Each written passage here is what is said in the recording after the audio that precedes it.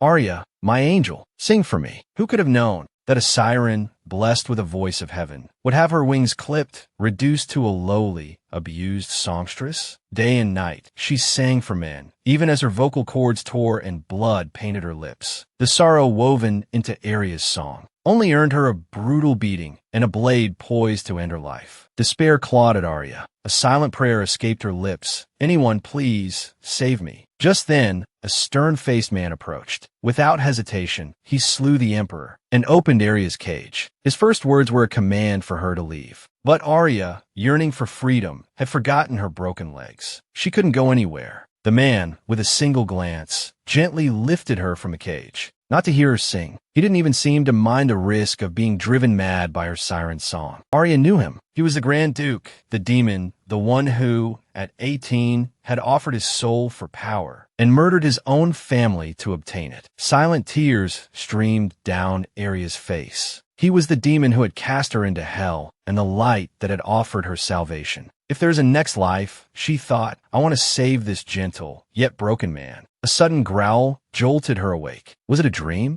The dark-haired young man before her seemed so fierce. Today was the day of their sham marriage. It was for her sake and his protection. He'd rather argue with the maids than share a room with her. Locked in her room, he paced restlessly. Excitement surged through Arya. Had she returned to 10 years ago? She grasped his hand. Thank you, she whispered. Thank you for coming into this world. I will make you happy. Her mad mother had forced her to drink silencing potions since childhood. Unable to speak, she'd endured her father's constant abuse. Arya never understood what she had done wrong. Every refusal to drink the potion brought terrifying repercussions. Then, when Arya was 10, her mother, unable to bear the humiliation any longer, ended her life with a dagger. Only then did Arya learn the truth. Her mother was a siren, captured by the Earl, a creature of legend, said to control all with her song. Because she hadn't taken the potion, Arya's pained cries, during another beating, were a haunting melody. Disbelief, then madness, flickered in her father's eyes. From that day forward, Arya replaced her mother, singing for the royal family. The endless singing brought her endless pain. She prayed to the heavens, but received no answer. Instead, her extraordinary gift led people to worship her as a deity. Over time, whispers spread. Sirens were enchanting demons. Their songs could drive men mad. With the saintest, tearful accusations, the people turned against Arya, demanding the death of the heretics. War erupted. Everyone, regardless of age or gender, was forced to fight. Refusal meant death as a heretic. Even as chaos reigned, the emperor still demanded Arya's song. He broke her legs and imprisoned her in a cage. In the endless darkness, as Arya awaited death, she met her demon. Shall I kill them for you, Grand Duke? The hatred in Arya's eyes prompted the demonic offer. Utterly broken, Arya yearned for release. Yet, in the face of death, she still called out to the demon. The Grand Duke scooped her into his arms, a sardonic smile playing on his lips. The siren, who could have ascended to heaven, chose to remain in hell. Indifferent to her fate, Arya wanted to sing one last song for him. Though no sound escaped her throat, the Grand Duke listened intently. He was the demon who had cast her into hell, and the light that had offered her salvation. As Arya's breath left her, the scent of flowers filled the air. Arya's eyes fluttered open. She was back in the attic, her prison. But there was no pain, no cold cage. This wasn't a dream. The blossoms outside seemed to herald her rebirth, and she could speak. This was the turning point. If this was a second chance, then let them prepare for her vengeance. Arya, tortured to death, was reborn. She had returned to the day her tragedy began. Leaving her room, she ignored the maid's spiteful insults. She would find the one who had ruined her life. As the door swung open, she saw her father, drowning in drink. Before he could react, she unleashed her siren song. The mesmerizing notes transported him to a sun-drenched paradise. The Earl stared at the worthless girl in disbelief. She wasn't just a siren. She was more powerful than her mother. To possess her would be to control the empire. Consumed by this delusion, he demanded more. But she refused, mocking him, saying he was unworthy to hear her voice. Ignoring his bluster, she continued to weave her spell. She would erase his memory, trap him in a dream, and bend him to her will. As the last note faded, the Earl convulsed in agony, then became a puppet devoid of will. Arya demanded the mermaid's tears and the key to his hidden chamber. After a thorough search, she found the two teardrop-shaped jewels tucked away in a corner. The Earl had always worn them. He'd only removed them after her mother's death. They negated a siren's control, a secret he'd only learned in his final moments. Stepping out of the room, Arya finally accepted that this was real. She'd expected hell, but she'd been reborn 10 years into the past. The burn scars were gone from her face. Her legs were whole. If death still awaited her at 20, what could she do to change her fate? She looked at the silencing potion on the table. She knew the power and the danger of her voice. No one could discover her true nature. She remembered the Grand Duke, the man immune to her song. His faded eyes, only sparked with life during moments of violence. 4 years from now, on the day he inherited his title, his entire family would be slaughtered. He, the sole survivor, would be suspected. Though ultimately cleared, the shadow of doubt would linger. He was a hollow shell. Arya's curiosity burned. She didn't want him to rise to heaven, nor fall to hell. She wanted him to experience simple happiness. If he would let her, she would give him everything, live only for him. Meanwhile, a dark-haired young man stared out at the starlit sky. Suddenly, a servant rushed in, panic lacing his voice. "My lord," he stammered, "your mother, the lady is fading fast." The maids, openly gossiping in front of Arya, speculated that the Earl must be drunk to acknowledge this worthless girl. They suspected he was simply taken by her beauty, wanting to keep her as a pet. After all, sirens were legendary for their allure. A myth, they'd thought, until they saw Arya. Those who remembered her mother couldn't deny the resemblance. Even without fine clothes, Arya, sitting quietly, was a captivating portrait. Yet, their cruelty remained unchanged. Suddenly, a maid rushed in with news. The Earl had not only purchased lavish gowns, but planned to send Arya to Belenta. The maids, Linny among them, feigned shock, their faces alight with malicious glee. They whispered that Arya was doomed. Becoming a bride of Belenta, they said, meant severing all ties with family. And every bride, they claimed, died after giving birth. No one knew if it was true, but the rumors were chilling. The maids who had tormented her, now fearing retribution after the Earl's announcement, openly wished her dead. Arya heard every word. She considered punishing them as she had her father. But then, she reconsidered. She had other plans. Taking pen and paper, she scribbled a list of demands for food, only to be met with sneers and rebukes. Enraged, she kicked over a water basin. "Bring it," she warned, and quickly. Soon, she sat before a table laden with food. "Don't disturb me," she commanded. Looking at the faces of those who had wronged her, she decided on a different punishment. They would live in fear. Their bewildered terror reminded her of the nobles who had seen the face beneath her mask. That memory stung. Perhaps it was best to keep her face hidden. Isolated and reclusive, Belena rarely interacted with the outside world. The carriage carrying Arya and the Earl, despite following the supposed route, seemed to circle endlessly. The Earl pounded on the carriage walls in frustration. He forced the driver to stop. Belena's arrogance infuriated him. Even his letters had gone unanswered. The driver suggested they turn back. No one knew the true path to Belenta. No one who ventured and ever returned. The Earl roared, threatening the driver with his sword. He would complete this task, even if it meant death. "Do as I say, or die now," he screamed. Arya, about to intervene, felt a surge of power. Looking at her tingling fingers, she recognized a barrier, a ward. In this world, woven with unseen energies, all power was connected. With enough sensitivity, one could sense the flow. Despite the barrier, Arya pressed on. Suddenly, the air shifted and panic erupted. Arguments broke out. Even inside the carriage, Arya felt a prickle of unease. The distant howls of wolves sent a wave of apprehension through her. She retrieved her mask, ready to investigate. But the scene that greeted her, blood and carnage, clearly pointed to the man standing before her. His disdainful words tightened the knot in her stomach. His faded gray eyes confirmed it. He was from Belenta. As a monstrous hound lunged, Arya froze, paralyzed with terror. Was this how her second life would end? But then, the ferocious beast grew docile, nuzzling its head against her, licking her face. What in the... The man, irritated, thought the hounds had gone mad. They were fawning over this girl. He couldn't help himself. He gave one a sharp rap on the head. The offended hounds promptly retreated to Arya, whimpering and seeking comfort. The man fumed. These were ferocious beasts, bred for power, yet they were submitting to a weakling? and she wore that strange mask. Was she even stronger than he was? The thought was absurd. He didn't understand the innate connection between sirens and animals. Arya stroked the soft fur of the hounds, marveling at their affection. "They're so adorable," she murmured. The man, intrigued, scooped Arya up. He would take this little oddity home. Inside the Belenta manor, Arya was greeted by the steward with a warm welcome and a cup of hot cocoa. Having never seen such a thing, Arya poked curiously at the white object floating on top. It was surprisingly soft. The steward explained it was a marshmallow, but Arya misheard him as melon candy. The drink, however, tasted nothing like melon. The man, overhearing her mumbling, decided to feed the intruders who had dared trespass on Belenta grounds to the hounds. The Earl protested. Those were his highly paid guards. He glared at the man, only to be met with a menacing snarl from one of the hounds. The Earl's foolishness prompted the steward to remind him how lucky he was to be alive. The Earl, misunderstanding, assumed he was being offered compensation. "Name your price," he boomed. "I'll pay anything."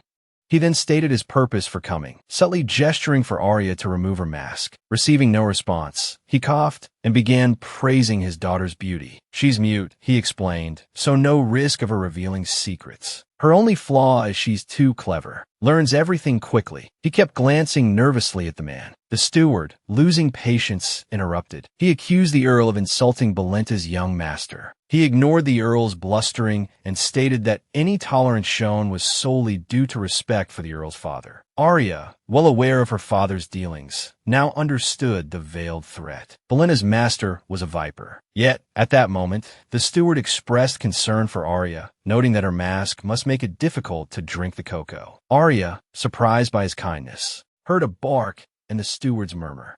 Did he, like the hounds, sense she was a siren? If so, she would use it to her advantage. She would ask them to let her stay.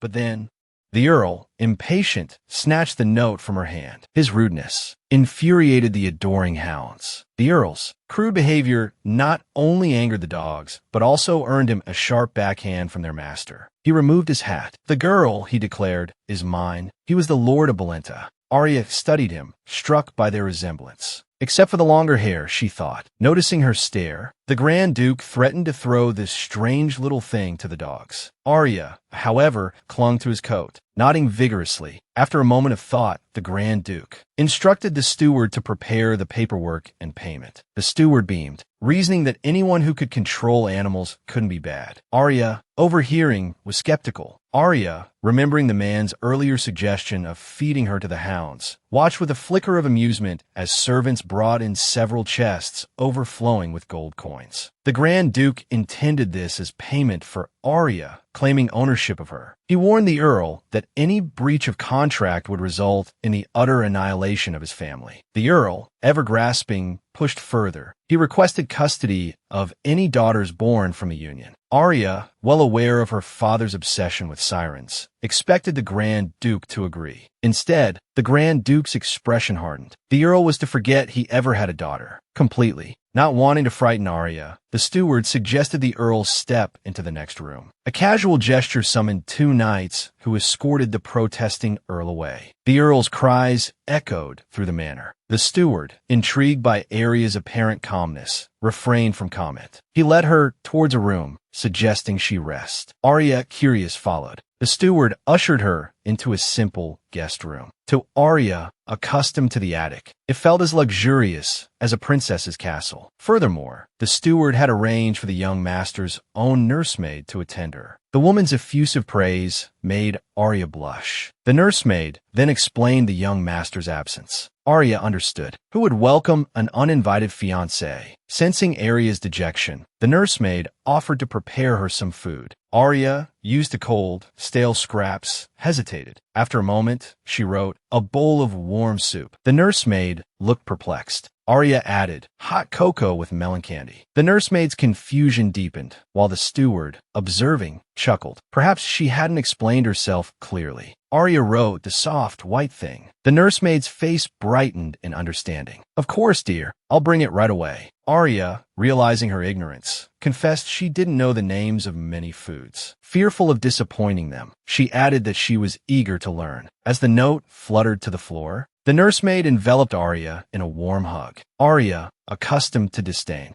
was astonished to feel the woman's tears against her cheek. "It will be all right, dear one," the nursemaid murmured. "You've done nothing wrong." The comforting warmth lulled Arya to sleep. She awoke to the sound of rain drumming against the window pane. The head maid, entering, saw Arya's pensive expression. "Did you have a bad dream, dear?" She fretted, worried she had frightened Arya the previous night. Arya quickly grabbed her notepad, scribbling, "I'm not a child." The head maid chuckled. She gently stroked Arya's hair. Arya, mimicking the gesture, touched her own head as if trying to retain the warmth of the touch. Her gaze, fixed on the maid, silently pleaded for another caress. Intrigued, the maid asked what Arya had been looking at, learning of her fascination with flowers, and hearing that the city boasted many rare blooms. The maid, unable to resist Arya's hopeful expression, promised to take her out. Gesturing toward a trunk overflowing with pretty dresses, she asked which one Arya usually wore. Arya explained she had never worn any of them. They were all new. The maid's face darkened. She would throw these rags away. Her anger growing, she clapped her hands, announcing that a proper gown would be made. Immediately, Arya, cooperating with the flurry of activity, watched in disbelief as she was transformed. Clad in a magnificent gown with a hooded cloak and glossy rain boots on her feet, she looked like a princess in disguise. The room fell silent, everyone captivated by her sudden elegance. Holding a small parasol, Arya's face was a mixture of bewilderment and wonder. They had actually done it. Not only that, but they had also thoughtfully sewn a rabbit mask for her, hoping its presence would help her sleep soundly. Despite her insistence that she wasn't a child, no one asked her to remove the mask, not even the Grand Duke. Perhaps they were testing her. After all, the quickest way to understand someone is to treat them well. She had intended to remain composed, but the moment she donned the rabbit mask and felt a gentle nudge, her facade crumbled. Then, a cup of hot cocoa appeared before her, and Arya abandoned all pretense. The soft, fluffy marshmallows sent her spirits soaring. Watching the girl's contented expression, the Grand Duke couldn't help but express his fondness repeatedly. This unfamiliar affection made Arya flustered. She wanted to say something, but a sudden knock interrupted the moment. A maid burst in, frantic, announcing an emergency. Arya, reborn and returned, faced not only the man's doubts,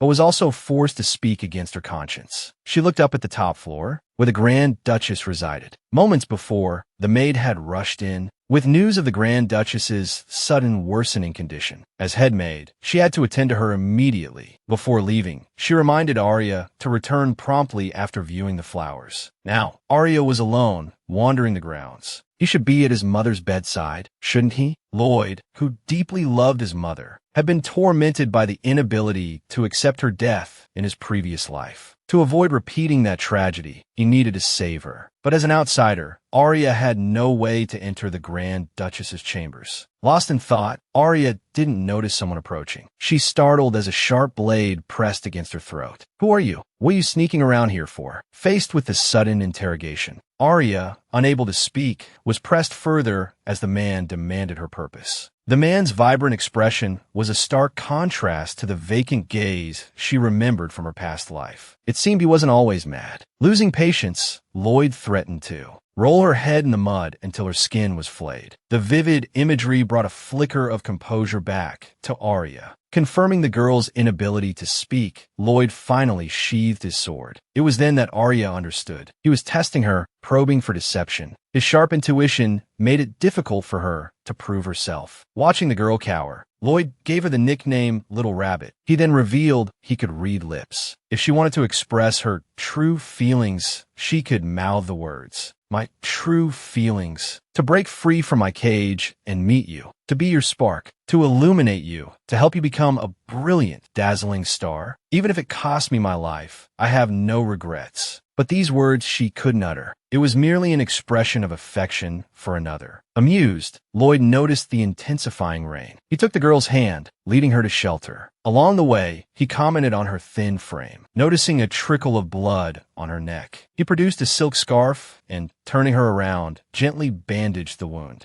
He even tied it with a delicate bow. Despite this kindness, his distrust lingered. He asked her if she was water rat fodder. Confused, Arya mouthed, "What's that?" learning that the water rat was the leader of a hostile faction in Belinta's sewers, and the fodder were his loyal underlings, whose tongues were cut out. Lloyd, to verify Arya's identity as the Earl's daughter, who had mysteriously never been seen, asked her to repeat after him, "Lloyd is so handsome." Go on. It's like that night. The blind man asked the mute girl to say "I love you." And the mute girl asked the blind man, "Am I beautiful?" Insulted, the blind man was about to lash out, but the mute girl stopped him. She just moved her lips, saying, "Baby, what are you even thinking about?" Lloyd, after a moment of thought, impatiently told her to leave. Belinda wasn't suited for weaklings like her. If she wanted to survive, she should get out. Back in her room, Arya overheard the maids whispering about the Grand Duchess's condition. They said she had even given her last wishes. The Grand Duchess, who loved cherry blossoms, had longed for spring, but had rained incessantly. Whenever the Grand Duchess's health worsened, the young master would always hide himself away in grief. Only after the two maids had murmured their way out of earshot did Arya dare to peek out. The cherry blossom tree they spoke of, could it be the withered tree in the courtyard? Remembering the head, maid's promise, Arya returned to the courtyard and gazed at the bare branches. She decided to try using her song of life to revive it, though usually afraid to speak, lest she reveal her siren identity. Now she sang freely. The siren's enchanting voice quickly gathered a powerful force. The withered branches, stirred by the song, gradually awakened. The girl, singing with all her heart, seemed like an emissary of nature, nourished by the life force. The reborn tree burst into a cascade of blossoms. While marveling at the beautiful cherry blossoms, Arya let out a muffled groan as her body felt the strain. Just then, a cooing sound caught her attention. Arya reached out and summoned a carrier pigeon, hoping to enlist its help. She whispered a few instructions and watched as the pigeon flew away. Weakened, she stumbled, then collapsed, losing consciousness. Meanwhile, the pigeon, persistently pecking at the window, not only startled the maids, but also woke the Grand Duchess. The maids hurriedly explained that the pigeon outside had gone mad and wouldn't go away. Intrigued, the Grand Duchess, despite her frailty, asked the maids to help her to the window. As she reached the window, she gasped at the sight before her. A profusion of blossoms, bathed in sunlight, exuded a captivating fragrance. This vibrant melody of life, was this the miracle everyone spoke of? Lloyd, touched, carried her back to her room and even gifted her a gleaming pen, only to leave her a note telling her to get out. On his way to visit his mother, he heard a commotion. The maids informed him that the girl had disappeared. Recalling his harsh words, he thought that Rabbit must have been scared and hidden herself. As he prepared to search for her, the maids pleaded with him to be gentler with the girl. This only infuriated Lloyd, who grumbled as he began his search. Upon entering the courtyard, he was stunned. The withered cherry blossom tree had miraculously burst into a sea of blossoms. The unreal sight made him pinch himself, but the pain in his cheek confirmed it wasn't a dream. Mother will be so happy to see this. Suddenly, something beneath his foot caught his attention. He looked down at the little rabbit's bag. Suspecting it held hidden weapons, he opened it, only to find cheap scraps of paper. He figured she used them to communicate. One read, "Hot cocoa with honeydew sugar. So fluffy. She means marshmallows, doesn't she? What an idiot. She doesn't even know what those are." However, as Lloyd continued to read through the notes, his expression grew serious. What has she been through? Why is she begging for forgiveness after being called an idiot? Who's been bullying her? Holding the last piece of paper with writing on it, he felt a pang of sympathy. Though curious about the girl's appearance, he withdrew his hand. After he left, Arya, still groggy, awoke to find herself surrounded by people. Startled, she wondered, have they been here taking care of me this whole time? Donna gently felt her forehead, asking if she felt any discomfort. Arya's sweet and obedient demeanor immediately captivated the maids. Suddenly remembering something, Arya sat up and grabbed Donna's hand. She carefully wrote, asking about the Grand Duchess's condition. Learning that the Grand Duchess was out of danger and that Lloyd had visited and had even retrieved her bag, Arya wanted to express her gratitude. She found a beautiful 24K gold pen inside. Worried Arya might refuse it, Donna explained that the young master had found it and wanted her to have it. Marveling at Belinta's wealth, she then noticed a crumpled piece of paper. It read, "Get out as soon as you're well." How much does that guy hate me, she thought. Donna smiled, not answering directly. Instead, she brought a cup of hot cocoa with honeydew sugar, explaining that the young master had specifically requested it for her. However, to Arya,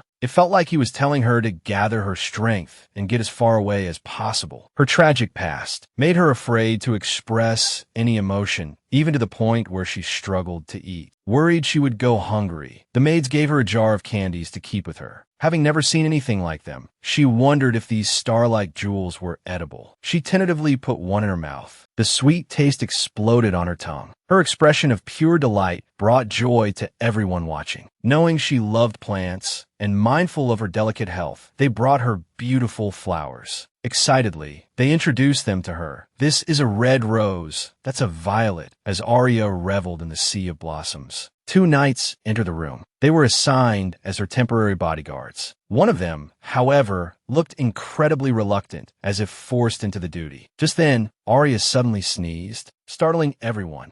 She rubbed her nose, confused by their panicked reaction. The red-haired knight nervously pulled out a childcare manual. It clearly stated that pollen could cause allergic reactions. Worried about the frail and helpless girl, Donna angrily pointed and exclaimed, "Quickly, quickly, get all of this out of here." Before Arya could react, every single petal was gone. Not only that, but Donna continued to berate herself for her oversight. Arya tugged on her sleeve, asking what beyond the border meant. From Donna, she learned that the border referred to the mountains surrounding Belenta. To tame the ferocious beasts, children born in Belenta are naturally strong. But even so, they can't compare to the Grand Duke's lineage. Is that why Lloyd said I don't belong here? She wondered.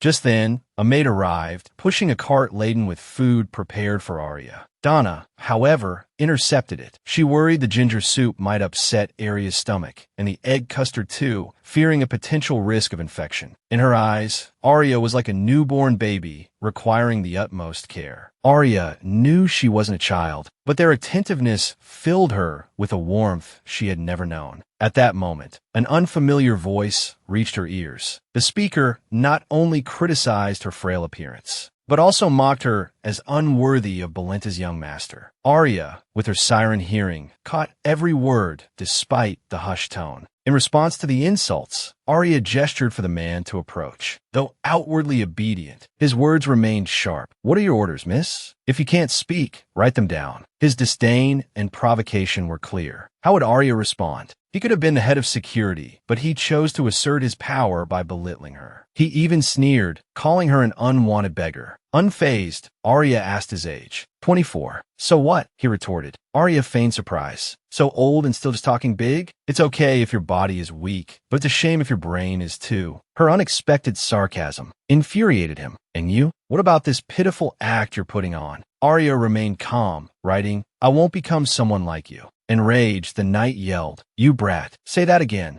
A cold voice cut through the air. "Who are you calling a brat?" He was about to retaliate when he saw the rabbit frantically shaking her head. She didn't even seem to care that her wound had reopened. Though annoyed, Lloyd wasn't about to let the knight off the hook. He ordered him to continue their previous conversation. "If you can't explain yourself, I'll let my pet play with you." The terrified knight apologized to Lloyd, only to be met with further disdain. "Are you blind?" Lloyd scoffed. Before he could finish, the knight dropped to his knees before Arya. "I'm so sorry, miss." Arya noted his cowardly nature as she heard Lloyd's disapproval. "Are you stupid? Why would you let him insult you like that?" Arya's face crumbled. Worried she would be bullied again, Lloyd handed her a knuckle duster. "While I'm gone," he said, "you have my full authority, including how you deal with him." He then instructed the knight to leave Belenta and find new lodgings before his return. Arya didn't understand why it had to be so complicated. Half asleep, Arya heard something tapping against the glass. She stumbled towards the bothersome sound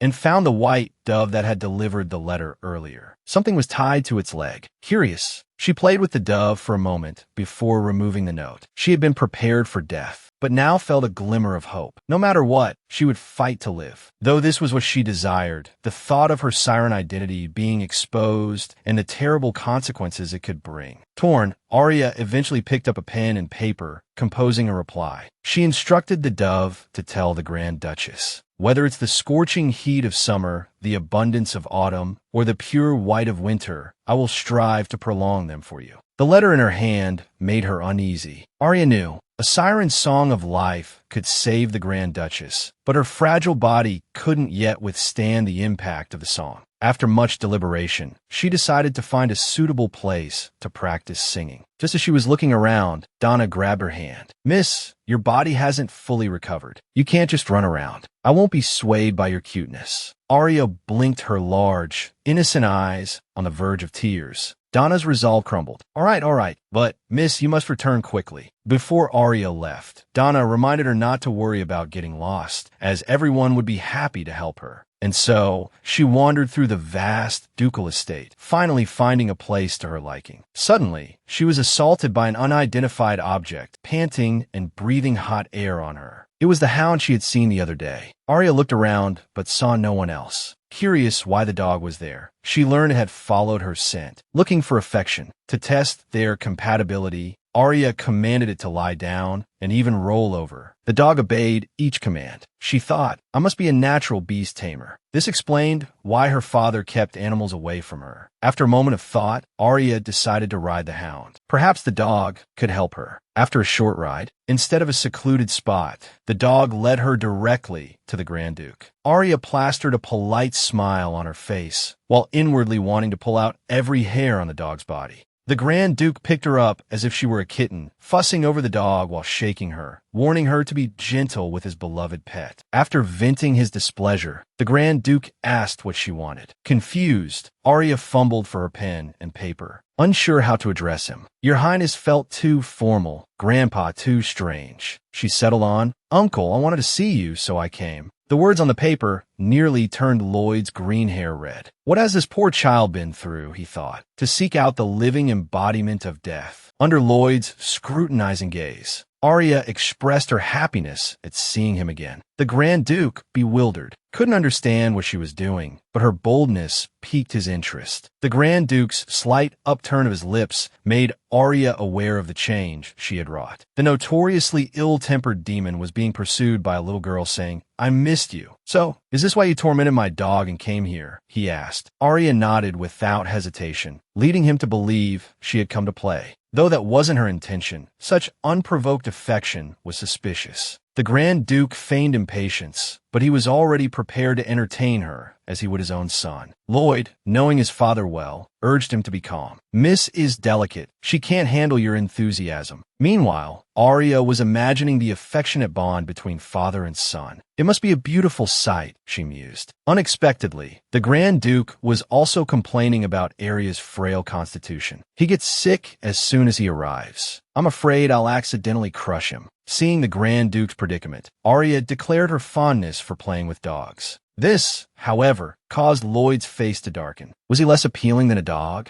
Desperate to recover, Arya quickly added, I like being quietly by your side. Sighing at the child's capriciousness, the Grand Duke kept Arya close. However, the smoke-filled room instantly transformed Arya into a crying mess. Lloyd pointed out the heavy workload, noting that Arya shouldn't be subjected to becoming a human smoke detector. Ignoring him, the Grand Duke instructed Lloyd to open the windows. Whoosh! The cold wind chilled Arya to the bone. Looking at the small, shivering figure, the Grand Duke, while muttering about the inconvenience, instinctively draped his coat over her. Arya peeked out from under the coat and saw the Grand Duke pick up her note, casually tucking it into his pocket. He told her to sit beside him and breathe properly. Breathing? She had been breathing properly until his comment made her suddenly self-conscious about it. What was with that look? Was he laughing at her? She felt both angry and wronged/distressed. Suddenly, with a bang, the mountain of documents on the desk caused the Grand Duke to erupt in frustration. Can't a man get a moment's peace? Hearing this, Lloyd brought even more documents, cheerfully adding, even if you don't breathe, you can still work. Sitting beside him, Arya noticed a document regarding compensation. An envoy who had visited Belenta for a marriage alliance had fallen ill upon returning home. The Viscount's family, seeking exorbitant compensation, deliberately spread rumors of a demonic curse. Knowing it was a pretext, the Grand Duke wasn't angry, but rather wished the Viscount would return so he could stab him a few more times. Belenta had its own laws, and as its ruler, he didn't need to overthink things. However, indulging in violence would only lead to more trouble. In that case, he mused, I'll just throw a few coins at him. He wanted to see just how greedy they could be. Would they eventually beg him to take action? Lloyd reminded him to watch his language, lest he corrupt the child. Arya, however, disagreed. Greed, once tasted, only grows. As if struck by an idea, Arya told the Grand Duke. She knew how to cure their illness. The Grand Duke looked at her quizzically, like a parent watching their child struggle with homework, waiting for her to elaborate. What she wrote, however, piqued his curiosity about the secrets this girl held. He was surprised by her maturity, so unlike a child her age. Then, unable to contain himself, he burst into laughter. What's so funny, she thought. He was just asking her to eliminate parasites. Drawing on memories from her past life, Arya deduced the cause of the illness from traces of forest life. He had to admit she was clever. To thank her, the Grand Duke granted her request to visit him daily. One day, the hound led her elsewhere. Had they changed locations? Soon, the girl and the dog arrived at their destination, the villa where the Grand Duke had taken her in. Hoping to slip inside unnoticed, she was caught by a knight. Miss, what are you doing here? Are you playing detective or escape room? He quipped, glancing at the talkative knight. Arya wondered if she should play along. Being a child these days was certainly complicated. So, Arya fabricated a story about investigating a heinous crime. Just as she'd expected, the knight reacted, but why did his expression become so strange? And why did he say she'd come to the right place? Thankfully, the knight didn't follow her, but at the door, she heard a familiar voice. It was the Grand Duke. He was mocking a viscount who had arrived uninvited, claiming he'd gotten himself infected with parasites from eating carelessly, and was now falsely accusing Belenta of cursing him. Even worse, the viscount, pleading poverty, was asking the Grand Duke to allow him to pay the exorbitant compensation in installments. This shameless request caused the Grand Duke to erupt, drawing his sword. You spineless worm, are you looking for a beating? Lloyd rushed forward to intervene.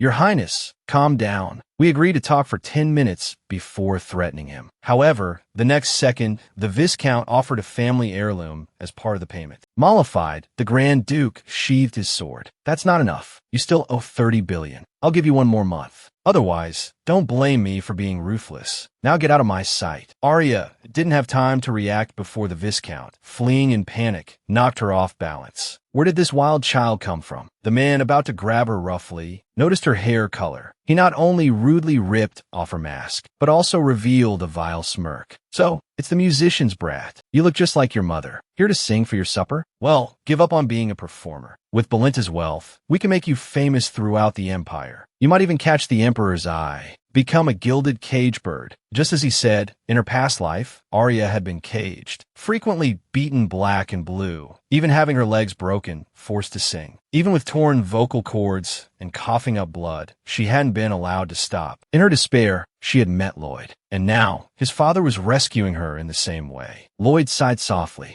Very well, leave the rest to me. The Grand Duke, his anger palpable, clearly sensed Arya's despair. Did she hate being the musician's daughter so much? He gently replaced her mask. Then, he instructed Lloyd to find the guest list for the musicians' gatherings. Not one of them will escape. Please, your highness, have mercy. Dealing with one a day is exhausting enough. Lloyd didn't want the Grand Duke to burden him with this. Arya, holding the note the Grand Duke had kept, sincerely expressed her gratitude. He didn't realize that, for him, it had been a trivial act, and didn't understand what warranted such thanks. Looking at the sweet, well-behaved girl, he felt a surge of tenderness, a desire to spoil her endlessly. He wanted to shower her with affection. Why did I buy all this? He grumbled to himself. His perfectly good slaughterhouse had become a girl's playroom. Before he could dwell on his regret, he was once again swept away by Arya's effusive gratitude. She praised the flowers he'd sent, thanked him for the dolls, and showered him with compliments. You're so handsome. I love you. The Grand Duke muttered about the inconvenience, but, like a cat drawn to a dangling string, he felt something was still missing in the room. He usually lit firecrackers to relieve stress, but catching Arya staring at him adoringly, he decided against it. Oh, never mind. Arya made a small noise, attracting the Grand Duke's attention. She offered him a jar of candy. Wasn't that something only children ate? He'd learned that she couldn't swallow solid food.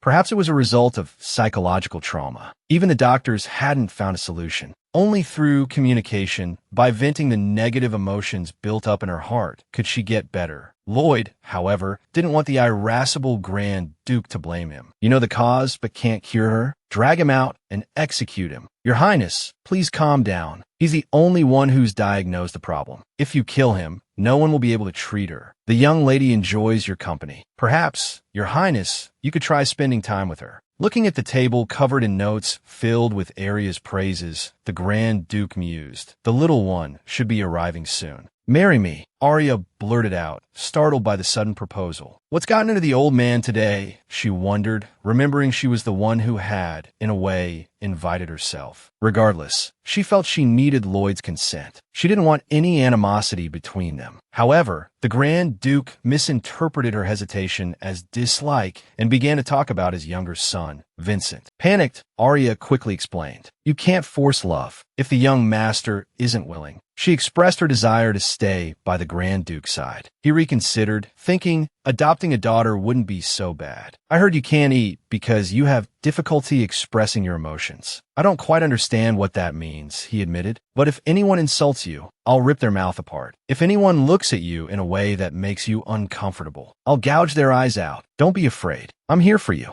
Laugh if you want to. Cry if you want to. Do whatever you want." Lloyd, unable to stop his father, thought the girl would be frightened away. Instead, Arya's tears flowed like pearls from a broken string. She had felt like a discarded rag doll, forced to chase after strangers just to survive. Even if he were a demon, it wouldn't matter. Having cried herself to sleep, Arya awoke back in her bedroom. She tugged on Donna's sleeve, writing down her wish for breakfast. This time, it wasn't just warm soup, but French scrambled eggs, something she'd been craving. Donna, overcoming her surprise, immediately ordered the chef to prepare it. Soon, a fragrant plate arrived. The rich aroma of milk enveloped the tender scrambled eggs. Arya, eager to taste them, was stunned by the springy deliciousness. She realized she'd been missing out her entire life. Fighting back tears, she licked the plate clean, alarming the head chef. Arya reassured him, telling him how delicious and soft the eggs were. Before she could finish, she was overwhelmed by a flurry of desserts offered by the staff. "Miss, try the mustard-flavored cake. And the cookies. If nothing else, please have a sweet." This unprecedented experience filled Arya with gratitude. The head chef was so moved he was practically sobbing, and even his assistant couldn't help but grab someone's arm and punch it in excitement. For those who want to read the comic Devil's Pact early, you can search for it here. Type in Devil's Pact and click search to find it. Thank you for your support. Love you all. Past suffering had led to present redemption. What would the young man who disliked her do to drive her away now?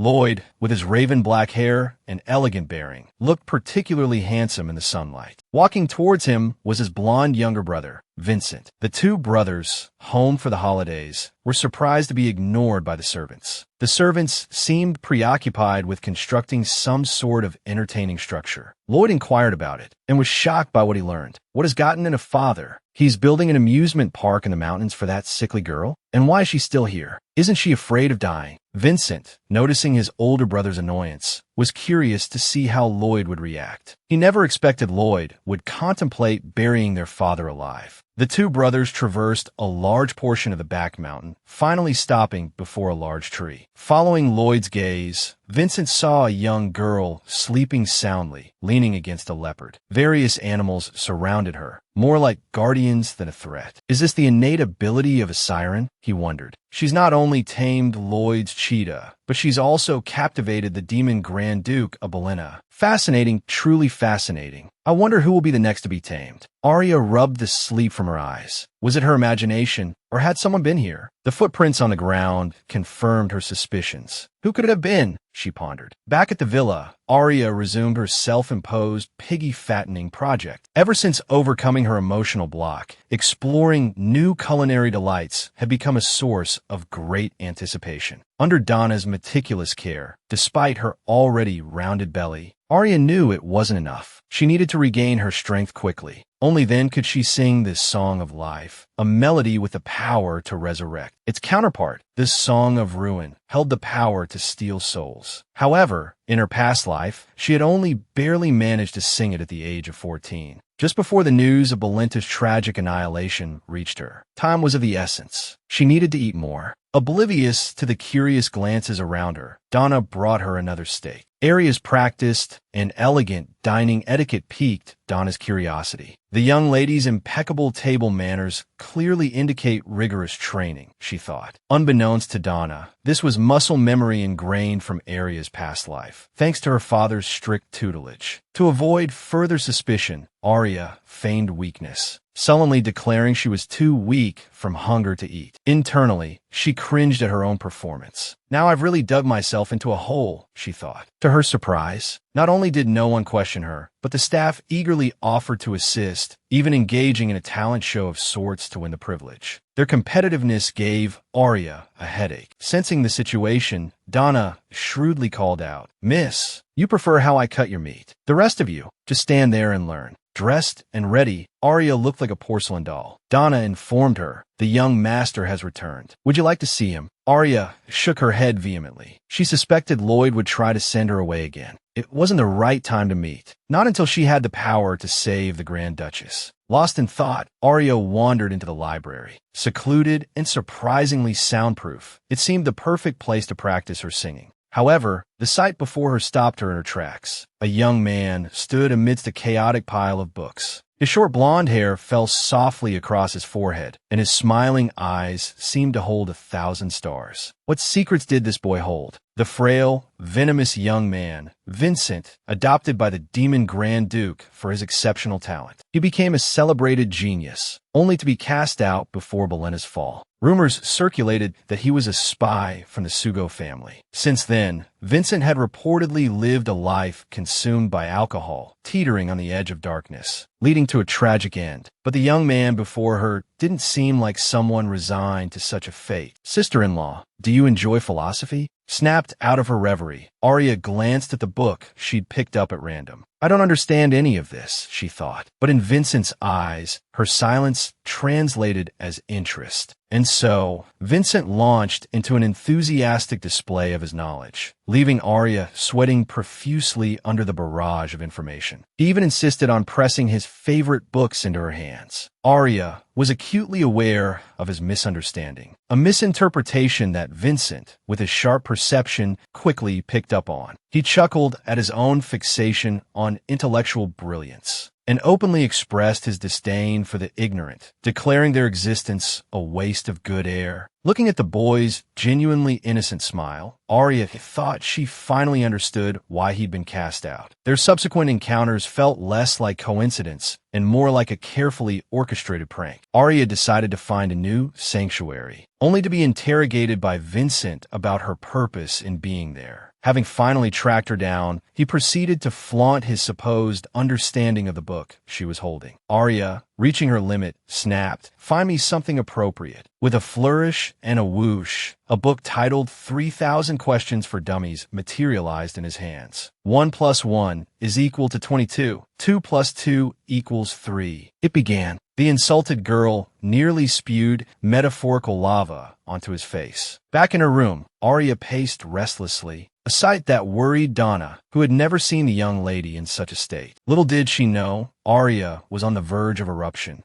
"That golden retriever not only thinks I'm uncultured," she fumed, "but he's also following me everywhere, disrupting my singing practice. That brainless twit, I want to flush him down the toilet." Predictably, the next day brought another encounter. Vincent's mere presence exuded an aura of awkwardness that made Aria's skin crawl. To her dismay, he blocked her path, babbling incessantly about history behind her. His parting shot, "You idiot," finally broke her last shred of patience. Aria thrust the dummy's book back at him and, under his stunned gaze, resolutely sat down at the magnificent pipe organ. Instead of backing down, Vincent began critiquing her height. Ignoring him, Aria launched into a flawless rendition of her family's signature piece, effortlessly silencing him. Not only that, but she seamlessly transitioned into various other musical styles, mastering the pipe organ, an instrument known as the king of instruments, notorious for its difficulty and revered as the instrument of angels. It was said to have the power to transport souls to heaven. Lost in the music, Vincent felt as though he were waltzing through a field of flowers with his beloved, experiencing a newfound sense of freedom and lightness. However, this joy inevitably dissipated with the final notes. Noticing the melancholy in the boy's eyes, Arya let out a scornful laugh and, without a shred of remorse, told him to get lost. Just like husband, just like wife, Vincent thought, noting the identical phrasing. This only solidified his suspicion. This girl was a disruptive force, a chaotic element within the established order. Yet, she was also an undeniable musical prodigy. His own cherished talent, the source of his pride, paled in comparison before this supposed dummy. Not only had she cornered him in the library, but now he was bumping into her even while admiring the flowers. It was utterly preposterous. His obsession with talent stemmed from its ability to grant him everything he desired. He even speculated that Arya's frequent trips to the library were for secret musical practice. That mask, is it to hide your breathtaking beauty? He mused. Arya was speechless at his wild imagination. Meanwhile, Vincent continued his internal monologue, marveling, neither of them seems to care about their stunning looks. What's a handsome fellow like myself supposed to do? Watching the preening peacock before her, Arya shuddered. He then brought up the book he'd been carrying, the same one he'd clutched in the library. New laws are about to be enacted, so why are you still studying the old ones? Do you aspire to be a judge? Vincent, clearly dissatisfied with her lack of response, changed the subject. He, the boy genius envied by all, was being actively avoided by this girl. Unbeknownst to him, his father had lauded him with the title genius countless times. In moments of joy, he'd praise Vincent as a gift from the heavens, while in fits of rage, he'd dismiss him as an irritating noise. Even in his drunken stupors, he'd lament how his daughter had stolen what was rightfully Vincent's. Witnessing his father's increasing despondency, Vincent became convinced of his own musical genius. His grandfather, a Seirin with formidable magical powers, was also a revered figure in the music world. Arya, having inherited all of her grandfather's gifts, understood the anger of those whose talents were overshadowed by hers. Yet, she derived no joy from it. Faced with the boy's attempts to engage her in discussions of musical prodigies, she felt no spark of interest. Even being hailed as a deity by the emperor couldn't shield her from the cruel confines and abuse she had endured. Unwilling to see him repeat her past tragedies, Arya warned Vincent against placing too much importance on the label of genius. It would only turn him into a plaything for his admirers. The boy, however, failed to grasp the meaning behind her words. Arya pressed on, telling him that those superficial gazes weren't worth striving for. True respect, she explained, was earned by simply being oneself. This was a difficult concept for the preening peacock to swallow. It further cemented his belief that she, like his brother, treated him with indifferent nonchalance. But a genius is a genius, he thought. No matter how unassuming, there's still a sun that draws all eyes. Refusing to indulge him, Arya retorted, "If you keep being this annoying, someone might just spit lava in your face. Can't you just shut up and be quiet?" After several hours of ensuing silence, the boy finally blurted out, "You're joking, right?" "I'm perfectly serious," Arya replied, "and I'd appreciate it if you'd remove yourself from my vicinity tactfully." Frozen in place, the boy realized that this girl was not the docile creature he'd perceived her to be. 7 parts languid, 3 parts aloof, and 1 part careless. He was intensely curious about her purpose here. He racked his brain, but couldn't fathom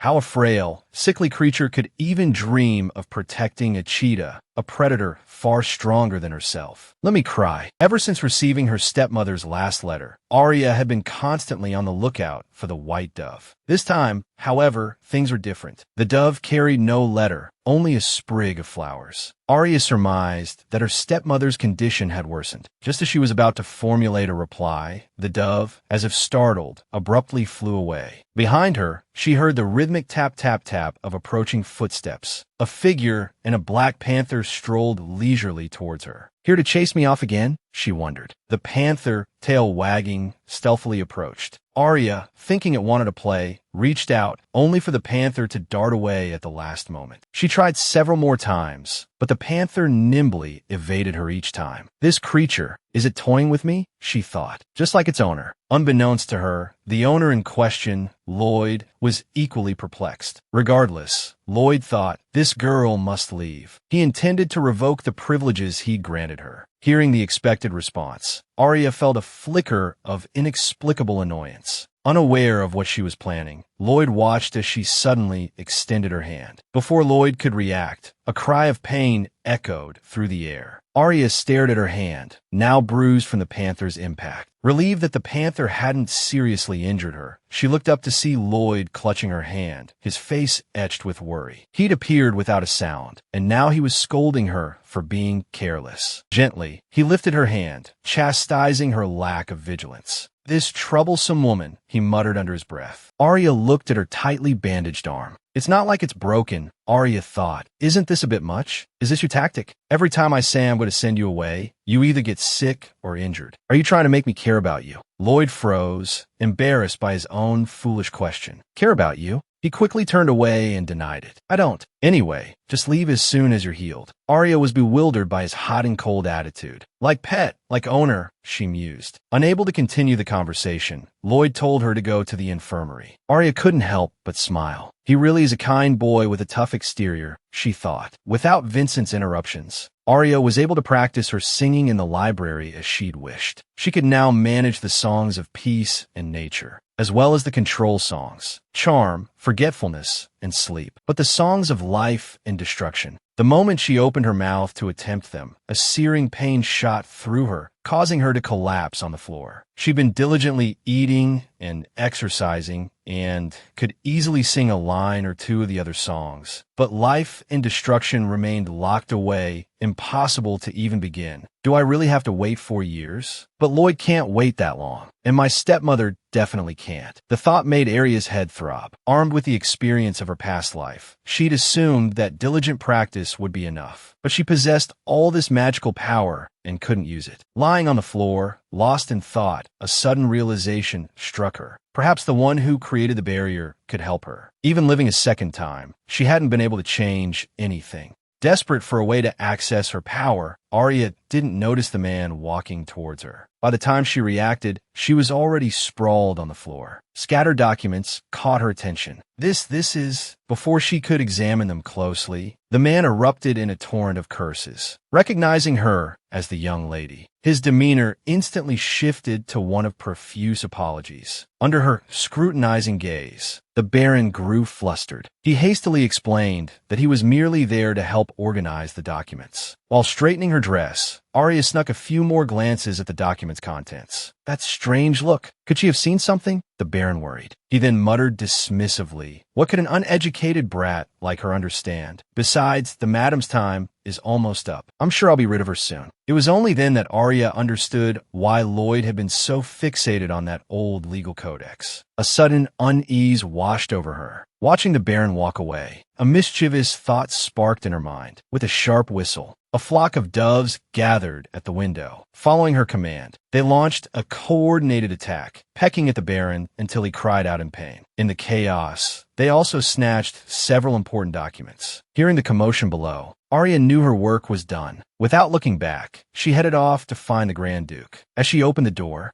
she was greeted by a familiar canine face. Arya cheerfully greeted the dog and asked him about powerful individuals in Belenta through a process of elimination. They finally pinpointed the person's location, but the door was firmly shut. How was she supposed to get in? She'd thought that finding this person would be the key to unlocking her powers and saving her stepmother. But despite her persistent knocking, there was no response. But Arya could hear sounds from within. If that's the case, she thought, don't blame me for being impolite. The dog beside her, understanding instantly, lunged forward. With a crash, Arya entered, apologizing as she went, while inwardly praising the dog's quick thinking. This, however, enraged the room's occupant, who roared, "Just what is wrong with this awful family? Haven't you caused enough trouble?" Arya quickly apologized for her rudeness. When she learned that the man was a sorcerer, not only occupying a tower, but also freely using magic, strictly forbidden within the Empire, Carlin impatiently declared, "This isn't a playground. I don't have time for games." But the slips of paper in Arya's hand made his expression change dramatically, sparking a flicker of interest. "Anyone who can sense energy is a genius," he mused, "but to visualize it like this, a genius among geniuses." Through their conversation, it became clear that Arya needed 5 or 6 more years to reach her full potential. "But I don't have that kind of time," she pleaded. She hoped he could help her forcibly awaken her latent abilities. Carlin found her wishful thinking exasperating. "Are you insane?" he snapped. "The energy within your core is like blood in the human body. Once it's depleted, life ends. So, young miss, give up on that idea." "So you do know a way to awaken latent potential?" Arya pressed. "Of course," Carlin admitted, "but the individual has to be incredibly powerful. Otherwise, it's suicide. With your meager energy, just forget about it." Faced with the man's dismissive gesture, Arya, wrestling with her inner turmoil, made her choice. A sudden surge of potent magical energy stunned Carlin. This damn girl. She was playing weak. He immediately demanded to know her purpose. Arya knew the consequences of revealing her true nature, but this man was her only hope. With a steady gaze, she confessed, "I am a Saren." The words sent a shiver down Carlin's spine. "Did you not hear me? I said I'm a Saren." Arya exclaimed, exasperated. "What's with that attitude? I'm practically worshipped as a goddess by the Emperor, and you're looking down on me? What gives?" Unbeknownst to her, Carlin, ever the pragmatist, was simply intrigued. A Saren with a max-level energy core. He muttered, "Sealed, yet able to conceal her power. Even use it directly. Such a prodigy, yet willing to squander it like a brute." Arya explained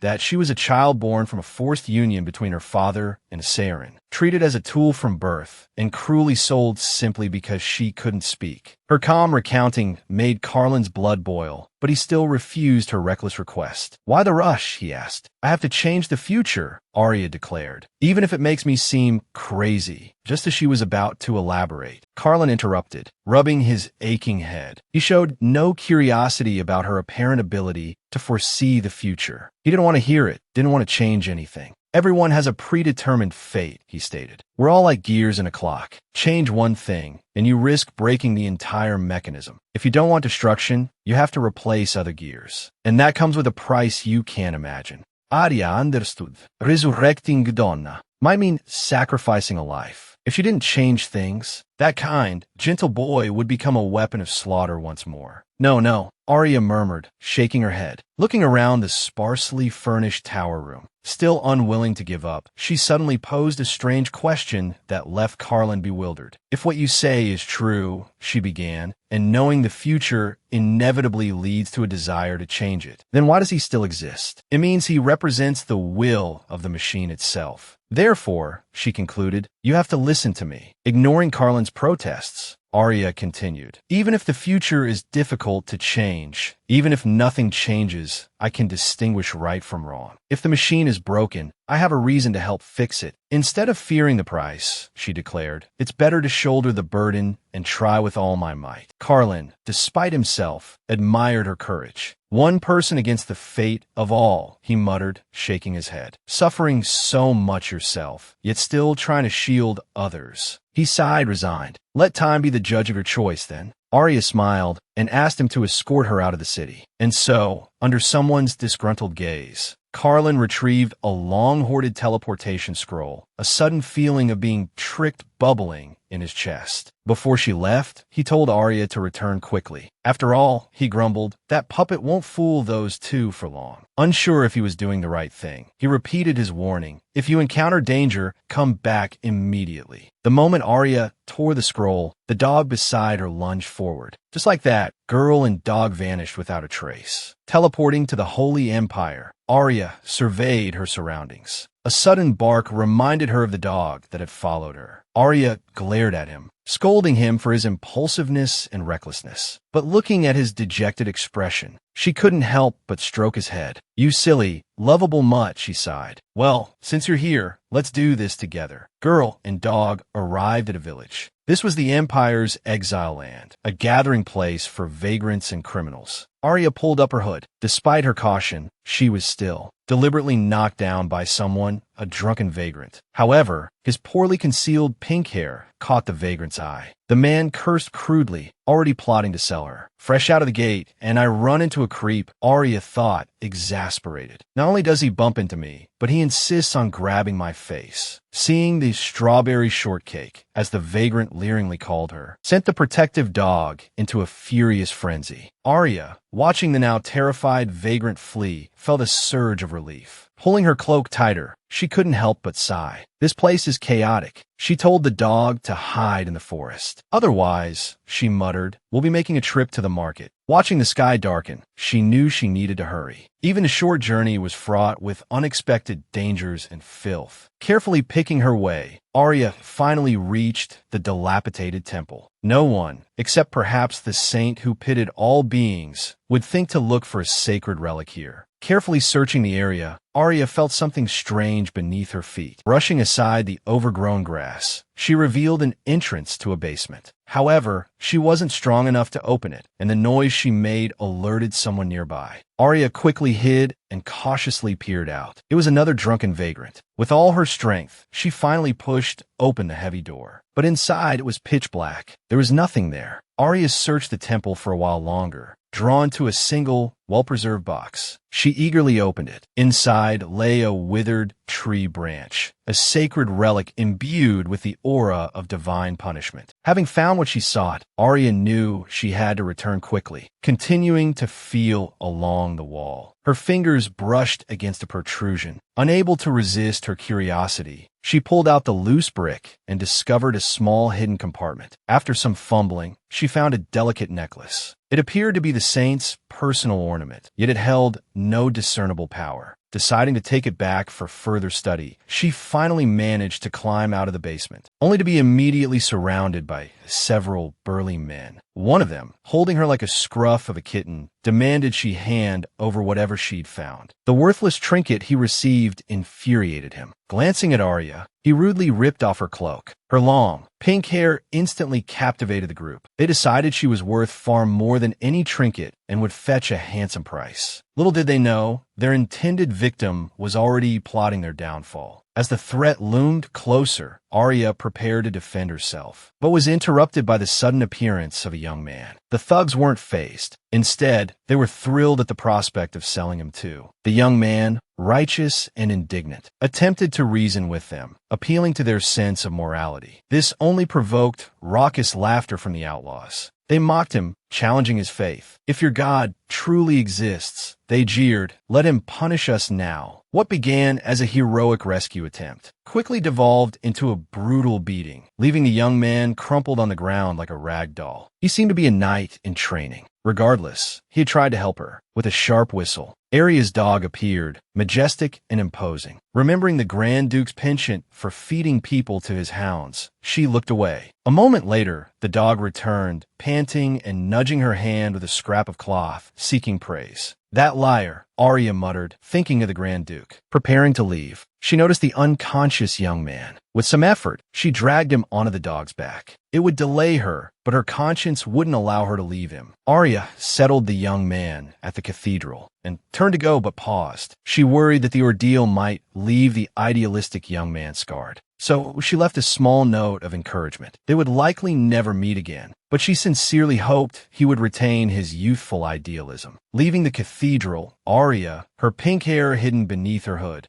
seemed to attract trouble. From drunken vagrants to opportunistic pickpockets, even her journey home was plagued by unwanted attention. Snapping back to reality, Arya quickly pushed away the unwelcome face that had invaded her personal space. Compared to Lloyd, this man was truly repulsive. A distraught Carlin informed her that someone had accused the second young master of being a spy for the water serpent. Arya had expected this, but not so soon. Are you close to the second young master? Carlin asked. Is that why you left the city? To help him. Wary of being drawn into the conflict, Carlin cautioned. If you want to prove his innocence, you'd better hurry. At his words, Arya immediately mounted her dog, issuing a series of rapid commands. Meanwhile, the Duke, holding a firecracker, stared silently at his younger son. He then turned to the Earl and the water serpent representative. Have you ever met him? He asked. Hearing their confirmations, he frowned slightly. This boy, who had crossed the mountains alone, his body bearing the marks of an arduous journey, stood before them, claiming to be a Villainous blood. Not only that, but in a desperate bid for recognition, he relentlessly showcased his talents. The Duke didn't care about the boy's origins. He only wanted to know for certain if the boy was a spy. However, his retainer's incessant accusations were wearing on his patience. He addressed his son again. Are you a spy? Why were you there? No, I'm not. I was only trying to protect myself. Vincent insisted, but the Duke remained unconvinced. He urged Vincent to think carefully before answering, but the boy only fell silent. Very well, the Duke declared. You will be imprisoned. He hadn't expected his father's decision. To remind him of his sister-in-law's words, genius can be both a blessing and a curse. It was ironic that he only understood now. Just as despair began to consume him, a girl suddenly grabbed his arm. The unexpected action left the guards momentarily bewildered. Before Vincent could ask what was happening, Arya's hand was pulled away by Lloyd, who warned her against unnecessary contact. The commotion caused the Duke to frown. He had specifically ordered that no one interrupt them. Has something worse happened? He inquired. Hearing this, Arya held up the withered branch. The retainers began murmuring amongst themselves, assuming the two were there to cause trouble. However, Vincent instantly recognized the sacred relic. Could it be that my sister-in-law is the chosen one? He wondered aloud. At that moment, hearing the Earl's skeptical question, Vincent retorted, This is the judgment of God. Deception before it will be punished by the divine. Seeing the Earl's disbelief, Arya suggested they test the relic's power. Starting with Vincent, she said, Are you a spy for the water serpent? I am not, Vincent declared. The relic remained inert. Have you done anything to harm your family? Vincent denied it again, and the relic showed no reaction. Then why were you found in the water serpent's lair? Vincent hesitated, unable to fully explain, only repeating that he meant no harm. The Duke, not wanting to delve deeper, simply said, That's enough. This displeased the Earl. That wretched child was always thwarting his plans. He had thought his son's punishment was a fluke, but now he had ruined things again. The red-haired water serpent representative, noticing the Earl's fury, remarked, That branch isn't just a toy, is it? This caused Lloyd to chuckle. He thrust the relic into the representative's hands and instructed him to say, I am innocent. The moment the words left his mouth, a bolt of lightning struck him, leaving the Earl trembling in fear. He stammered, claiming it was all a misunderstanding, that he had acted out of loyalty. But the Duke saw through his lies, recognizing his intent to frame Vincent. Do you have a personal grudge against him? He demanded. The Earl fumbled for an explanation, and this triggered a memory in Vincent of a past unpleasant encounter with the Earl. So, it turns out not having a brain can actually hurt you, Vincent remarked. My apologies. The Earl maintained a calm facade, but his inner rage was barely contained. Vincent continued to taunt him. If you want to ruin someone, he said, don't just go around biting like a mad dog. Use your brain if you have one. That damn brat. I know your secrets, the Earl seethed. Despite his loathing for the boy, he feigned friendliness. Lloyd, unimpressed, tossed the relic to him. Answer the question, he said. No more nonsense. At that moment, Arya tugged on Lloyd's sleeve, urging him to ask, Did you falsify legal documents? The question stunned everyone in the room. How does she know? The Earl thought, panicked. He had been so discreet. Only the second young master had suspected anything, which is why he'd had to be dealt with. Could Vincent have told her? He wondered. But the young man's surprised expression seemed genuine. Then a thought struck him. Could it have been that day I bumped into her? But she's just a country bumpkin. How could she have learned everything so quickly? Before they could dwell on it, Lloyd began listing their crimes, silencing them both. The Duke's voice boomed. Is this true? Cat got your tongue, he pressed, the atmosphere growing heavy with tension. Why am I the only one being questioned? The Earl sputtered, struggling to regain composure. He glanced at the water serpent representative and shoved the branch into his hands. In his panic, the representative blurted out everything, both what he should and shouldn't have said. Even the relic seemed to confirm his guilt. The Duke watched coldly, allowing them to expose each other. With a sharp unsheathing of his sword, the Duke, tired of their bickering, decided to end it. The intense killing intent radiating from the Duke terrified Arya. Lloyd, noticing her fear, felt a pang of sympathy. He gently covered her eyes. Seeing this, Vincent tenderly covered her ears. The next moment, the sound of splattering liquid filled the air, followed by screams and the metallic scent of blood. The Earl, desperate, pleaded for mercy, offering a secret in exchange. Second young master, he's a bastard. The Duke's expression remained unchanged. I don't care about his origins, he stated flatly. Vincent, his old wounds ripped open, trembled uncontrollably. Arya sensed his fear. The Earl, fueled by malice, continued. Not only that, but the second young master is the son of a water serpent's whore. Is this the secret he'd rather be exiled from Barinta than reveal? Vincent thought the truth now laid bare. His trips to the sewers were attempts to rescue his unfortunate mother. The Earl's face twisted with envy. He, who had gained wealth and status through marriage, had lost everything in a power struggle. That lowly bastard, just because of his connection to Barinta, became a celebrated genius, even his superior. The second young master took his mother away. Did he keep her alive or kill her? Even if he hasn't done anything yet, who's to say he won't betray us later? The Earl's words pierced Vincent like daggers, shattering his defenses. He felt the familiar sting of being seen as nothing more than the son of a water serpent's whore. Then Arya took his hand again. She wanted to tell him not to be afraid, that it wasn't his fault. But the Duke reiterated, I don't care about his origins. A sickening crack echoed through the room,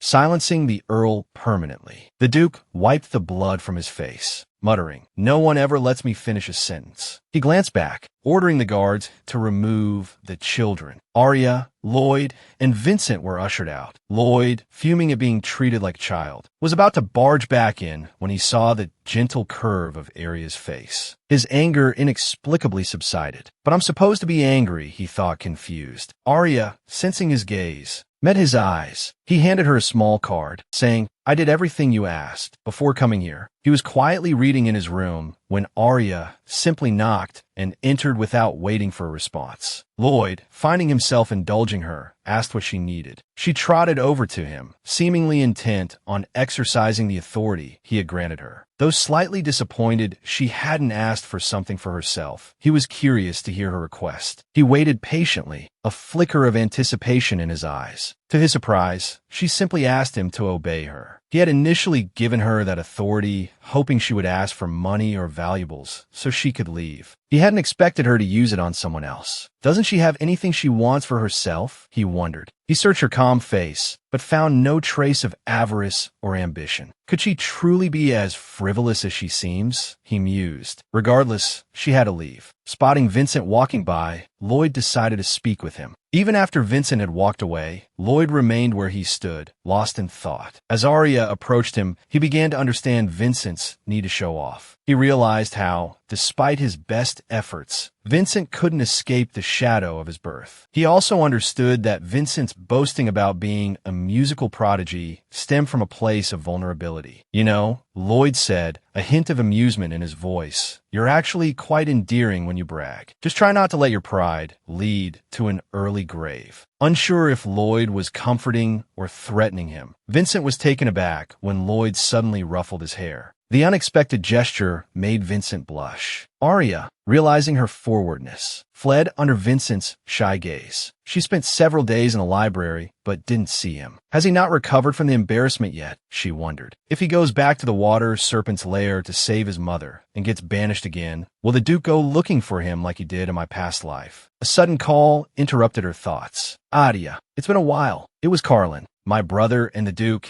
not only rescued your mother, but they also found a safe place for her. I wanted to tell you personally. I see, Arya replied, pondering whether this would change Barinta's fate. Why are you helping me? She asked. I'm not helping you, Carlin replied. I'm helping someone I care about. Then I am too, Vincent chimed in, appearing from behind a bookshelf. Don't flatter yourself, Carlin retorted. You're just benefiting from his kindness. So, do you think I still have a chance? Vincent pressed. Even a 0.1% chance would do. Faced with Vincent's persistence, Carlin relented. Then try your best. You're so biased, Vincent exclaimed, turning to Arya. You're actually telling me to work hard for a 0.1% chance, he complained. What, you don't want to? Carlin challenged. Yeah, I'm pretty confident in my ability to work hard, Vincent declared with a grin. Just then, the Duke summoned Arya. Carlin was there as well. The Duke rapped his knuckles on the table, his expression displeased. Did you give him the sacred relic? He demanded. Miss Arya wheedled it out of me, Carlin replied quickly. Wheedled? She wheedled? The Duke repeated incredulously. Arya had never asked him for anything. Why not me? Why that little urchin? Sensing the Duke's sudden surge of jealousy, Carlin quickly corrected himself. Not wheedled, your grace. She asked politely. Yes, politely. Politely? He's going mad. She asked that clueless idiot politely. The Duke fumed, silently raging. Carlin, the unwitting scapegoat, wanted to cry. What do you want from me? Back in the tower, Arya handed the necklace she had found to Carlin. This thing has no energy, Carlin observed, turning it over in his hands. It feels more like a curse that drains life force. Like those legendary, magic swords that constantly absorb the wielder's energy. He tried channeling his magic into it. It glowed briefly, then went dark again. Arya tried as well, with the same result. Is it only interested in victory? She wondered aloud. But now wasn't the time to investigate. Pretty boy, why don't you help me activate this energy box? Arya suggested. Absolutely not, Carlin retorted. Don't even think about it. You're a liar, Arya accused. Who are you calling a liar? Carlin snapped back. You're wasting such a powerful gift. Aren't you afraid of losing your life because of it? He continued, his voice sharp with concern. And don't think I don't know you went to the Forbidden Zone after returning from the cathedral. Arya's sudden distraction irritated him. He figured she'd just plead with him again after he finished his lecture. So frustrating. Are you really that eager to die? He demanded. Knowing she wouldn't listen, he didn't wait for her response. He ripped open a scroll and vanished. Used to his dramatic exits, Arya simply called out to her dog.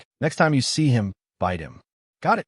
Days turned into weeks. Arya hadn't heard from Vincent's mother since receiving the flower branch. She stood downstairs, gazing out at the pouring rain, oblivious to the downpour, her mind consumed with thoughts of how to save her. A black umbrella appeared above her, snapping her out of her reverie. It was Lloyd, the person she wanted to protect more than anyone. You stubborn thing, Lloyd sighed. The moment I send you away, you come out here to get soaked. Are you trying to get sick again? He scolded gently. Do you think you're flour? Constantly needing water. Arya tried to come up with an excuse. She couldn't very well tell him. She simply hadn't bothered to avoid the rain. Don't you ever get tired of this? Lloyd asked. What are you doing just standing here every day? She was waiting for a message from Vincent's mother, but she couldn't tell him that. Her silence infuriated him. Why do you insist on standing here? He demanded. Before Arya could answer, a maid rushed towards them, her voice panicked. What is it? Lloyd asked sharply. It's Madam. Madam has collapsed. The maid gasped. She might not make it through the night. Arya had expected this, but not so soon. She turned to rush to Carlin, but Lloyd grabbed her arm.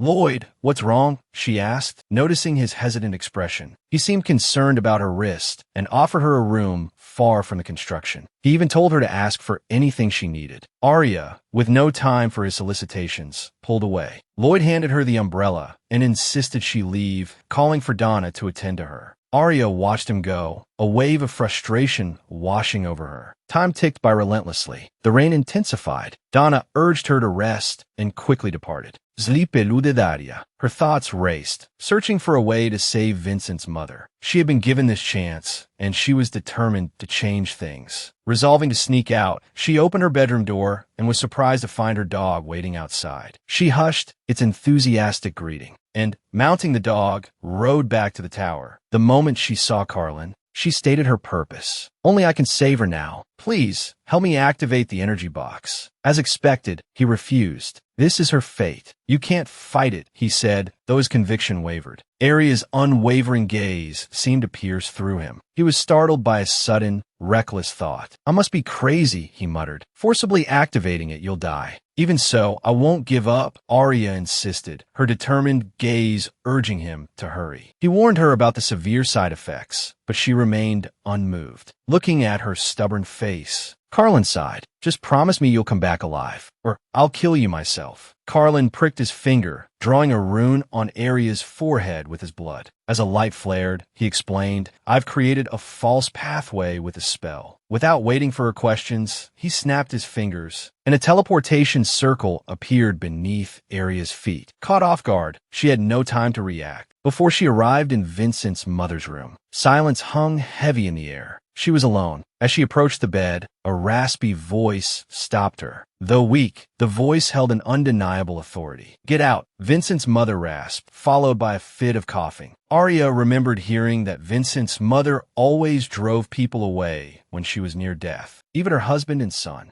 Had she given up, or did she simply not want anyone to witness her vulnerability? Through the gauzy curtains, Vincent's mother saw a small figure, but couldn't make out the face. Arya saw the woman's withered arm, a stark reminder of the suffering she endured. Arya began to sing, her voice a dreamlike melody that transcended time and space, easing the woman's pain.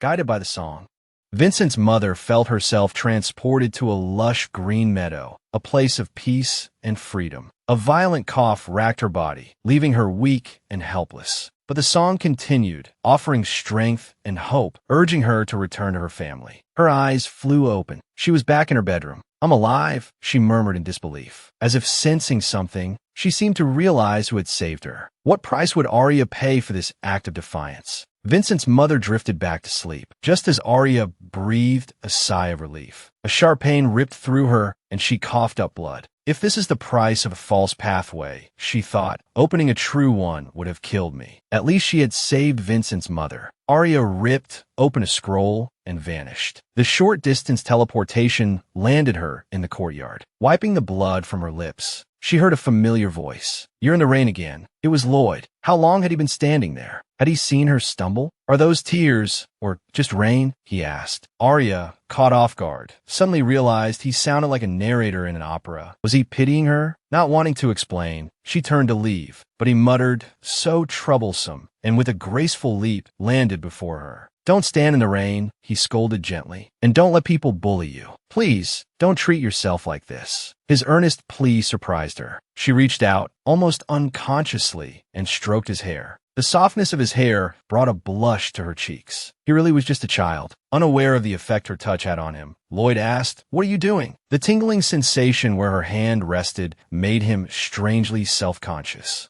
Arya remembered the comforting feeling of Donna's hand on her head when she was upset. "I just don't want you to be in so much pain," she murmured. Lloyd stared at her, stunned, as she continued to gently stroke his hair. He stood there, frozen, letting her continue. Worried about going bald, Lloyd immediately put on a sour expression. He grabbed her hand, annoyed. "Do you think I'm as fragile as you? That sickly guy is clinging to you. Is he tired of living?" Despite his impatience, Lloyd pulled Arya's hand, dragging her toward the mansion. Seeing the two of them soaked, a maid hurried to bring towels. Lloyd immediately draped a towel over Arya, muttering, "Don't go soft on him. You have to leave this place." His words dripped with disdain for Barinta. Still talking, he pulled her toward the bathroom, thoughtfully running the hot water. "Can you bathe yourself?" he asked. Arya stared at him as if he were an idiot. She wasn't a 3-year-old. Then she noticed the near-boiling water he'd drawn. Did he intend to cook her in it? Lloyd, noticing her petting the water serpent, swatted her hand away. He then stomped to the wardrobe, picking out fresh clothes for her. With a final, "Hurry up and wash," he left the room. Arya knew he hadn't gone far. She also understood his anger. But even if Vincent were sick, his mother had still driven him away. Sure enough, the next moment she heard Lloyd ordering a guard to find him a house. "I'll be moved in 2 days," he declared from outside the door. "Once we're married, you won't be able to leave." Hearing the door open, Lloyd asked, "What are you doing out here?" Arya replied, "I won't run, and I won't forget why I came here. Even if you don't like it, we can get divorced. But for now, please marry me." Lloyd stared at her, stunned, before stammering, "Did you even hear what I said? What do you even want?" Arya grabbed his shirt, pulling him closer, and before he could react, kissed him on the cheek. Lloyd stared at her for a long moment, then slowly touched his cheek. He heard her say something about him being responsible. This girl, she'd taken advantage of him, and now she was feigning innocence, slamming the door in his face. "Damn it, open the door," he yelled. Meanwhile, Arya, hiding in the bathwater, felt her heart pounding. Donna, arriving at the commotion, feared the worst, but found the two of them in a surprisingly peaceful scene. Surely he hasn't frightened Miss Arya again, she thought. Arya peeked out of the water and found Lloyd glaring at her. Sensing something amiss, Donna asked, "What's wrong?" Lloyd was silent for a moment, then sighed dramatically. "That audacious rabbit dared to." He trailed off. "That was mine. Mine. This is so frustrating." Arya, realizing what had happened, asked, "Was that your first kiss?" The question seemed to ignite Lloyd's fury. "Why do you want to marry me?" he demanded. It seemed he was waiting for her answer to make a decision. Even so, Arya didn't want to lie to him.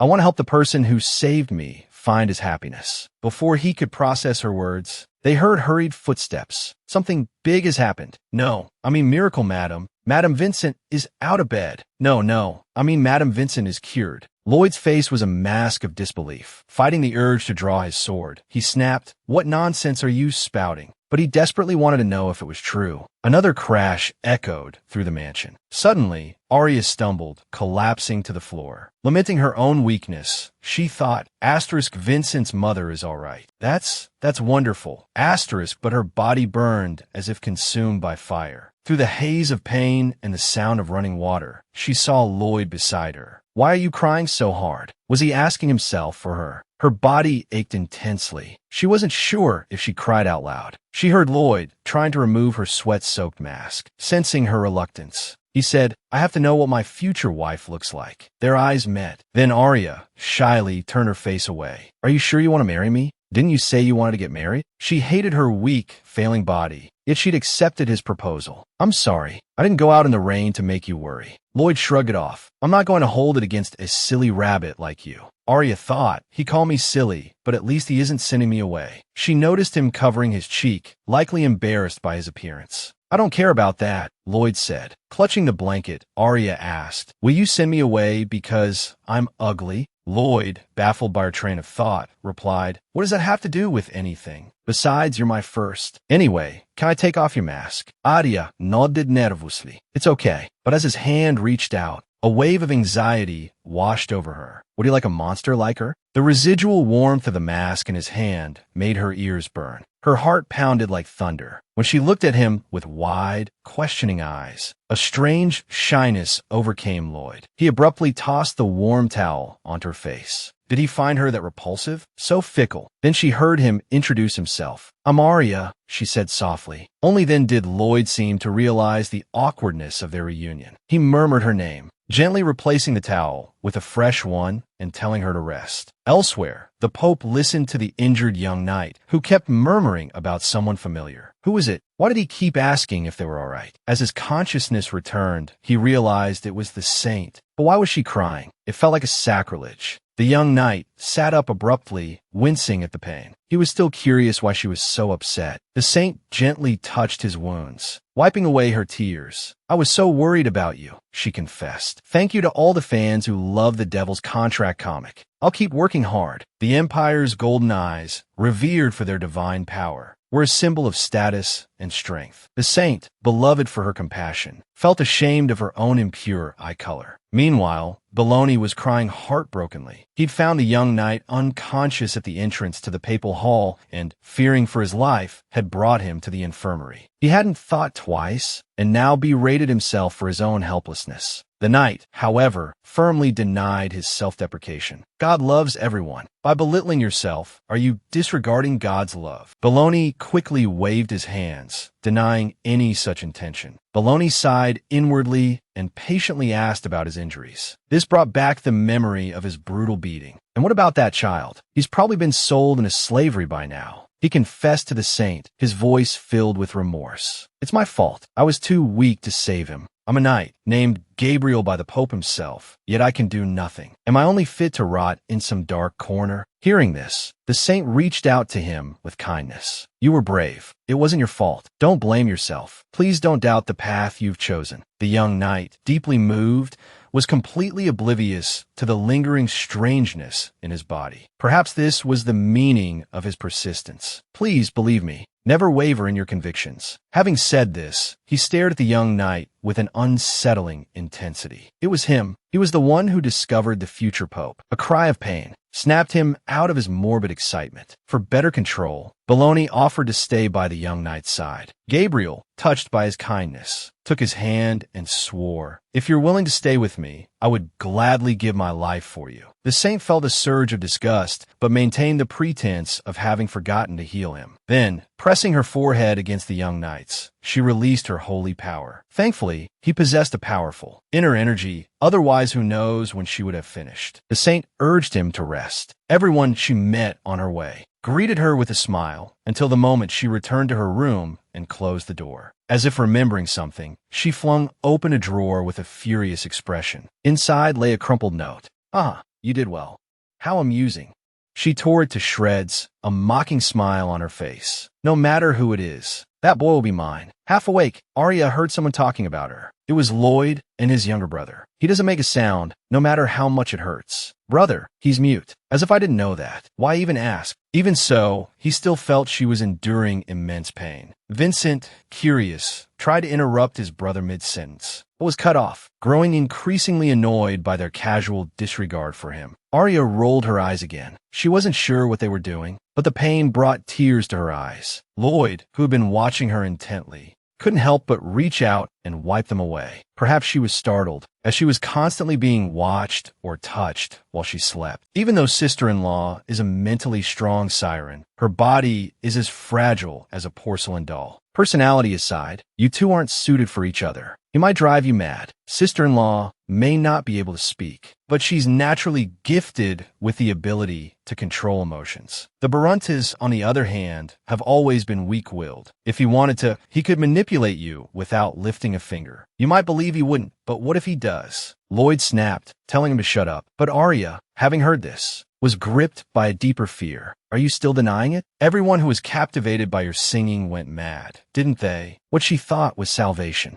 might be Lloyd's downfall. She couldn't bear to think of the consequences. Maybe listening once or twice is fine, but he's definitely forcing himself, unlike the Emperor. Meanwhile, Lloyd confronted the culprit. Carlin stammered. It's because the young Mrs. Internal Energy is in disarray. Not understanding, Lloyd told him to speak plainly. She's just overexerted herself. Seeing Lloyd appeased, Carlin suggested, taking this should do the trick. Flustered at the prospect of being discovered, Carlin pulled out a jar of spring water. He'd intended to instruct a maid to administer it, but Lloyd snatched it from his hand, indicating he would handle it. Once Carlin was out of earshot, Lloyd stared at the jar, perplexed. Arya, still aching all over, couldn't see clearly, but heard a voice telling her to stay still and drink it so she could get better quickly. Was it him? The pain, however, brought a wave of overwhelming distress. This, in turn, evoked a pang of sympathy from Lloyd. "Having a bad dream?" he murmured. "Or are you still in pain?"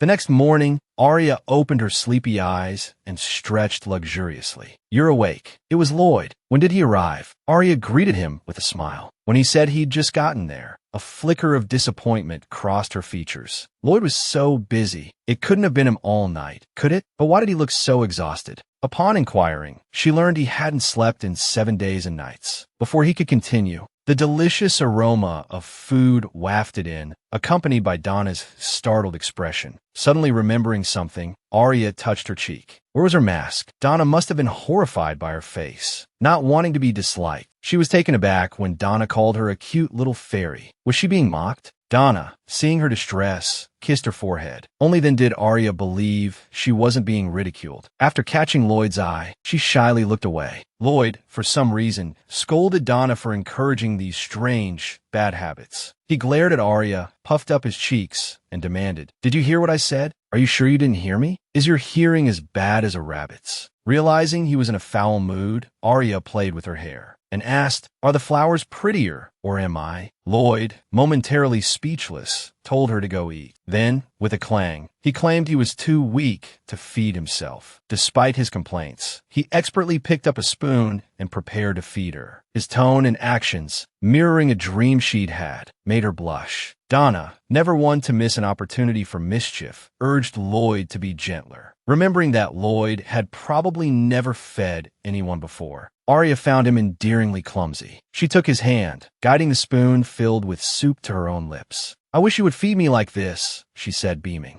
Lloyd froze, then silently withdrew his hand. Nevertheless, he patiently continued feeding her, spoon by spoon, just as she had shown him. Under his care, Arya finally felt fully awake. The thought of visiting Vincent's mother made her instantly nervous. What should I bring her? She wondered aloud. Learning that Vincent's mother loved flowers, she darted to the large tree in the backyard. Being short, she jumped repeatedly, unable to reach a single blossom. Just as she was considering asking for help, Lloyd appeared. With a graceful leap, like an agile cat, he plucked a large flowering branch. Knowing it was Vincent's mother's favorite tree, Arya held out her hand. He placed the blossoms in her palm. Lloyd, misunderstanding her intention, said, "Bringing the whole branch proves the flowers are still alive." Arya simply replied, "The flowers are beautiful." But the moment he turned away, a mischievous glint entered her eyes. Then, while he wasn't looking, she playfully tucked the flowers into his hair. Noticing her little prank, before he could question her, she excused herself, claiming he had dust on him. Lloyd, half believing her, didn't think much of it. Had he never been teased before? He really was an adorably innocent young man. Just then, a muffled snort erupted from the red-haired man standing behind them. Arya recognized him. He was Lloyd's aide and guard, bearing the brunt of the magical mishap. The red-haired man instinctively sought Lloyd's help, but Lloyd simply told him to turn around. And so, the red-haired man trailed behind them, facing backwards, a sight that Arya found utterly amusing. She felt a feather-light touch on the back of her hand, unsure of what he intended. Tentatively, she brushed her hand against his. The moment Lloyd looked at her, their fingers intertwined. They stared at each other, momentarily stunned. Snapping out of it, Lloyd told her to let go, but she only tightened her grip. "Because it's you," Arya explained, "it's okay." Exasperated, Lloyd couldn't argue with her. He could only urge her to hurry. "Mother is waiting," he reminded her. Yet, at the doorway, Arya hesitated. Was she nervous? The girl whose usual boldness could stop a bullet to think she could be shy. Upon entering the room, Arya was immediately captivated by the accessories adorning the walls. Not only did she envision Vincent's mother as a beautiful and imposing figure, but she couldn't help but reveal her admiration. Vincent's mother, pleased, curled her lips into a knowing smile, even teasing that her wooden son had finally blossomed. Before Lloyd could react, she reached out and playfully plucked his bewildered heart. Lloyd, stunned for a moment, finally registered the strange looks everyone was giving him. Yet, despite his annoyance, he couldn't bring himself to scold her. Instead, he glared at the Grand Duke. Caught in the middle, Arya felt like a rabbit, desperately trying to figure out how to mediate. Before, you suspected he was a spy and wanted him killed. Now you want to marry him. Do you think I'll agree? The Grand Duke thundered. Who was it that brought his intended bride back here, only to practically throw her to the dogs? You have no right to object, Lloyd retorted. Watching her husband and son locked in their furious debate, Vincent's mother angrily ordered them both to be silent. While berating their foolishness, she gently called Arya closer. The moment Arya approached, Vincent's mother pulled her into a warm embrace. What did this child do to deserve such treatment? She demanded. Seeing the marks on Arya's neck, her anger intensified. Arya tried to brush it off, saying it was nothing, but Vincent's mother stopped her. Even if you resented them for it, they would deserve it. Don't pay them any attention until those two fools apologize. It wasn't that it truly didn't matter. It was more that Arya didn't fully comprehend the extent of the harm she had suffered. She recalled Lloyd saying something similar, but compared to her past life, these wounds felt insignificant. Yet, tears welled up, unstoppable. Had she frightened them? Arya wanted to apologize, but Vincent's mother held her tighter, ordering the annoying men to leave. Whether out of guilt or concern, Lloyd hesitated to leave. Only when the Grand Duke rose did Lloyd reluctantly follow him out. Vincent's mother, understanding his unspoken plea, told him to scold Lloyd harshly. If shouting isn't enough, use a stick. Don't use your hands, they'll hurt. She reassured him, don't worry, no matter how much you punish them, they won't break. Arya, amused by the image this conjured, tried to stifle her laughter. Vincent's mother, caressing her cheek, encouraged her to laugh freely. But the forced smile Arya managed only startled her. You don't have to please anyone, Vincent's mother soothed. You can even be as willful as my own children. As if struck by a sudden thought, Arya burst into laughter. She nestled into Vincent's mother's embrace. Even if I get angry, it'll be all right, won't it? However, the underlying meaning in her words, a hint of something secret, caused a flicker of panic across Lloyd's face. It seemed Vincent's mother knew something. Meanwhile, the two men who had been ejected glared at each other. Before leaving, Lloyd demanded of the Grand Duke, "What did you do to her? Why did Arya say you were her salvation?" The Grand Duke's reply, meant to be a simple explanation of emotional support, was met with a barrage of cynical assumptions from his son. Upon hearing that Arya couldn't eat solid food, subsisting only on sweets and broth, yet still enduring his foul temper, Lloyd was taken aback. Was Arya only agreeing to marry me out of gratitude? He asked, the thought a painful jab. His father, however, mistook his concern, believing Lloyd was merely interested in Arya's powers. This completely infuriated him. "I care for her," Lloyd snapped. "I would never exploit her. But did you force her? If you dare harm her," he threatened, his voice low and dangerous, "I will take your place." Immediately, the Grand Duke, dumbfounded, watched his son storm off. He's actually quite endearing when he's angry, he mused. Arya's arrival, however, sparked a new thought, a possibility. But it wasn't the right time yet. "If I didn't think this boy was decent," he muttered, "I wouldn't even consider giving my daughter to him." His butler, standing beside him, pointed out, "Your Grace, you only have a son. No daughter, you say?" The Grand Duke chuckled. Suddenly, news of a visiting cleric reached him. He couldn't help but feel a surge of annoyance. These clerics, the state religion of the empire, even had a say in marriages. God's will, he scoffed internally. The very people who killed me in my past life. What are they doing here? Should I even bother meeting them? No.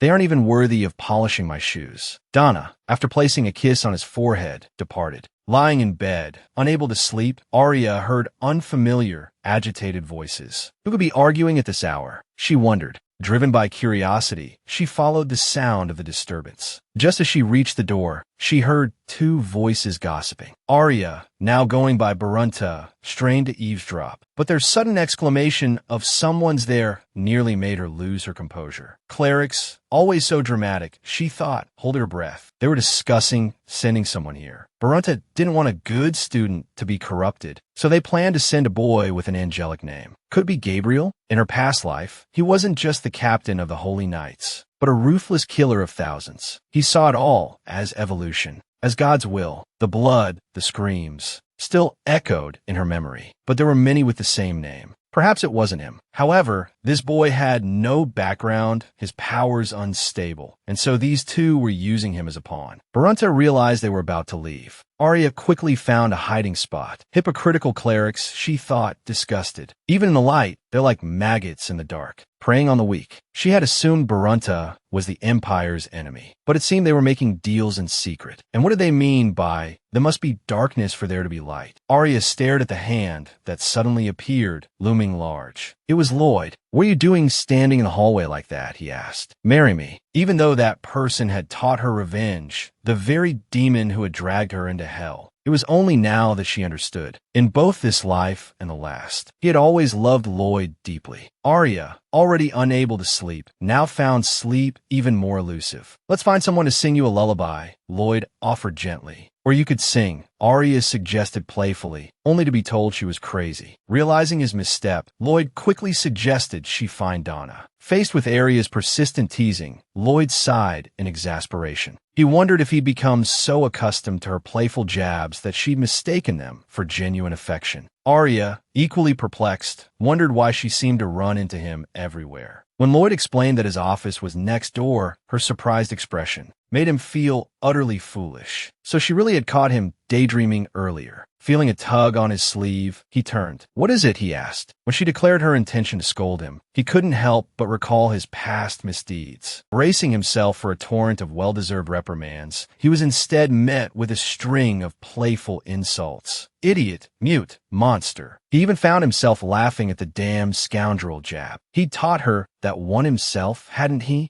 Were these the insults others had hurled at her? He felt a surge of protectiveness. He should have killed those fools. The realization of how much he cared for her was stark, but she seemed to interpret his concern as annoyance. Even after accepting his proposal, she remained upset. Was it pity? She also mentioned his supposedly short lifespan, not wanting him to suffer after her inevitable passing. You should just consider it compassion, she thought. Are you even listening to me? She demanded. I said I'll marry you. The soft touch of her fingers on his hand was intoxicating. He couldn't resist gently kneading them. Taking her hand in his, he knelt, offering a sincere apology for his past behavior. He vowed to protect her for the rest of his life, to never allow anyone to belittle or dismiss her again. This is your home now, he declared. Arya, stunned by his sudden confession, was speechless. Looking at Lloyd, who now called himself her husband, she whispered, "Can I truly be your wife?" "Of course, if you're willing," he replied, his voice filled with emotion. "I'll arrange a grand wedding for you immediately." Arya yearned for the warmth of a home, but feared becoming a burden. Lloyd, however, remained resolute. "You will be my only wife in this life," he vowed, his words like a sacred oath. "I'll make sure everyone knows of your existence. You won't be hidden away like a ghost. Don't worry, Arya," he continued, his voice fierce. "If anyone dares to harm you, I'll kill them, even if it means going to hell myself. Your Holiness," a voice pleaded, "grant me 5 years. After that, you could do as you please." Due to the pact between the Empire and Barunta, a young cleric had to be offered as a sacrificial pawn. Gabriel, deceived and eager to gain power, volunteered. But in his heart, he harbored a deep resentment towards Barunta, believing they shouldn't even exist. Meanwhile, the head chef, brimming with enthusiasm, cornered Arya. "For the wedding cake, do you prefer durian or pineapple?" he inquired. Upon hearing the suggestion of wasabi, he excitedly rallied the kitchen staff to begin preparations, marveling at their vibrant spirits. Vincent, observing the scene,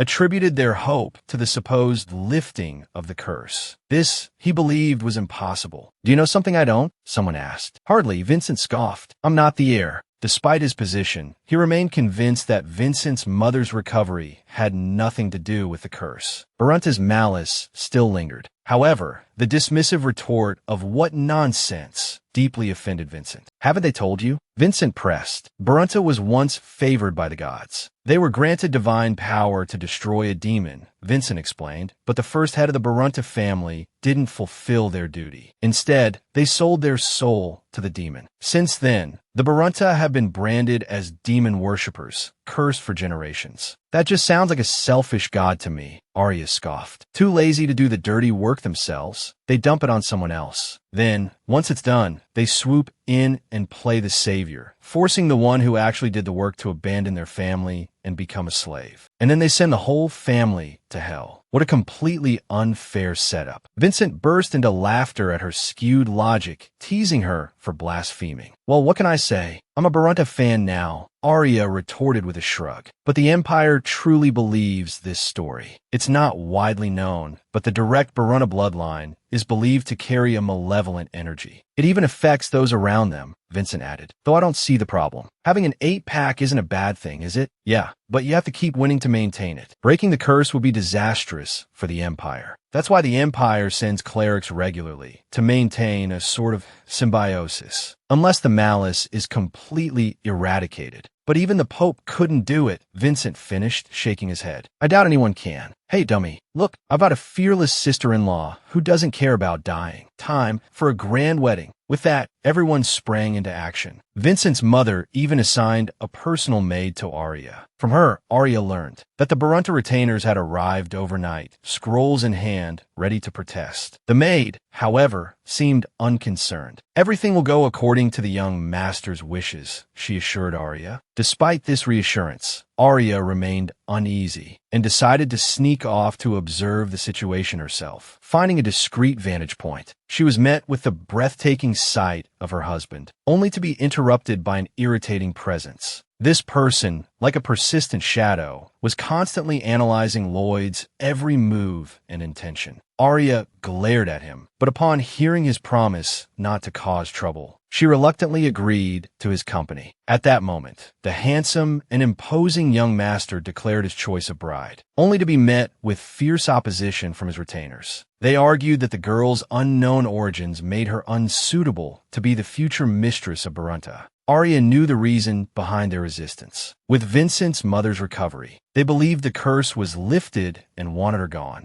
clearing the way for their own children to rise in the ranks. Vincent scoffed. They always pull this stunt. His words, however, only fueled Arya's anxiety. Sensing her fear, Vincent quickly reassured her, "Don't worry, sister-in-law. They can't control my brother." True to form, Lloyd, a man of action, drew his sword, forcing them to reconsider their objections. "Think carefully," he challenged. "Does your disapproval truly matter?" With a feigned swing of his blade, he declared, "Since no one has any further objections, the matter is settled." Arya, prepared to unleash her own persuasive arguments, was surprised by Lloyd's swift and decisive action. He had silenced the room with a single, powerful gesture. Currently, only Carlin and Vincent's mother knew her secret. As for Vincent, his interest was purely curiosity, not malice. It seemed she finally had a home, a family. The sudden sound of approaching footsteps broke the moment. "What are you two doing here?" a voice inquired. "Madam, second young master," another voice echoed. "What are you doing here? And why is your sword drawn? Don't you think you're overreacting?" Vincent interjected, intercepting the red-haired aide before he could escalate the situation. "Just pretend you didn't see anything. If my brother hears you almost got killed, my sister-in-law will definitely scold you for not being more flexible." The red-haired aide's bewildered response, "What's flexible?" left both Vincent and Arya momentarily speechless. "Are you an idiot?" Vincent exclaimed, exasperated. "You know this, you know that, but you don't know how to be flexible." He stared at the aide's clear, yet utterly clueless expression. Fuming, Vincent pried the aide's hand off his waist. He had no desire to become as simple-minded as the aide. Their ambiguous, tangled quarrel, a mix of flirtation and frustration, quickly attracted Lloyd's attention. Arya, snapping back to reality, tugged at Lloyd's sleeve. To shake off the clingy aide, Lloyd suggested he stay as Arya's guard. Vincent, feigning hurt, muttered, "Sister-in-law, don't you love me anymore?" Finally, the long-awaited moment arrived. Arya, adorned in a beautiful wedding gown embellished with flowers, blushed as the two exchanged compliments.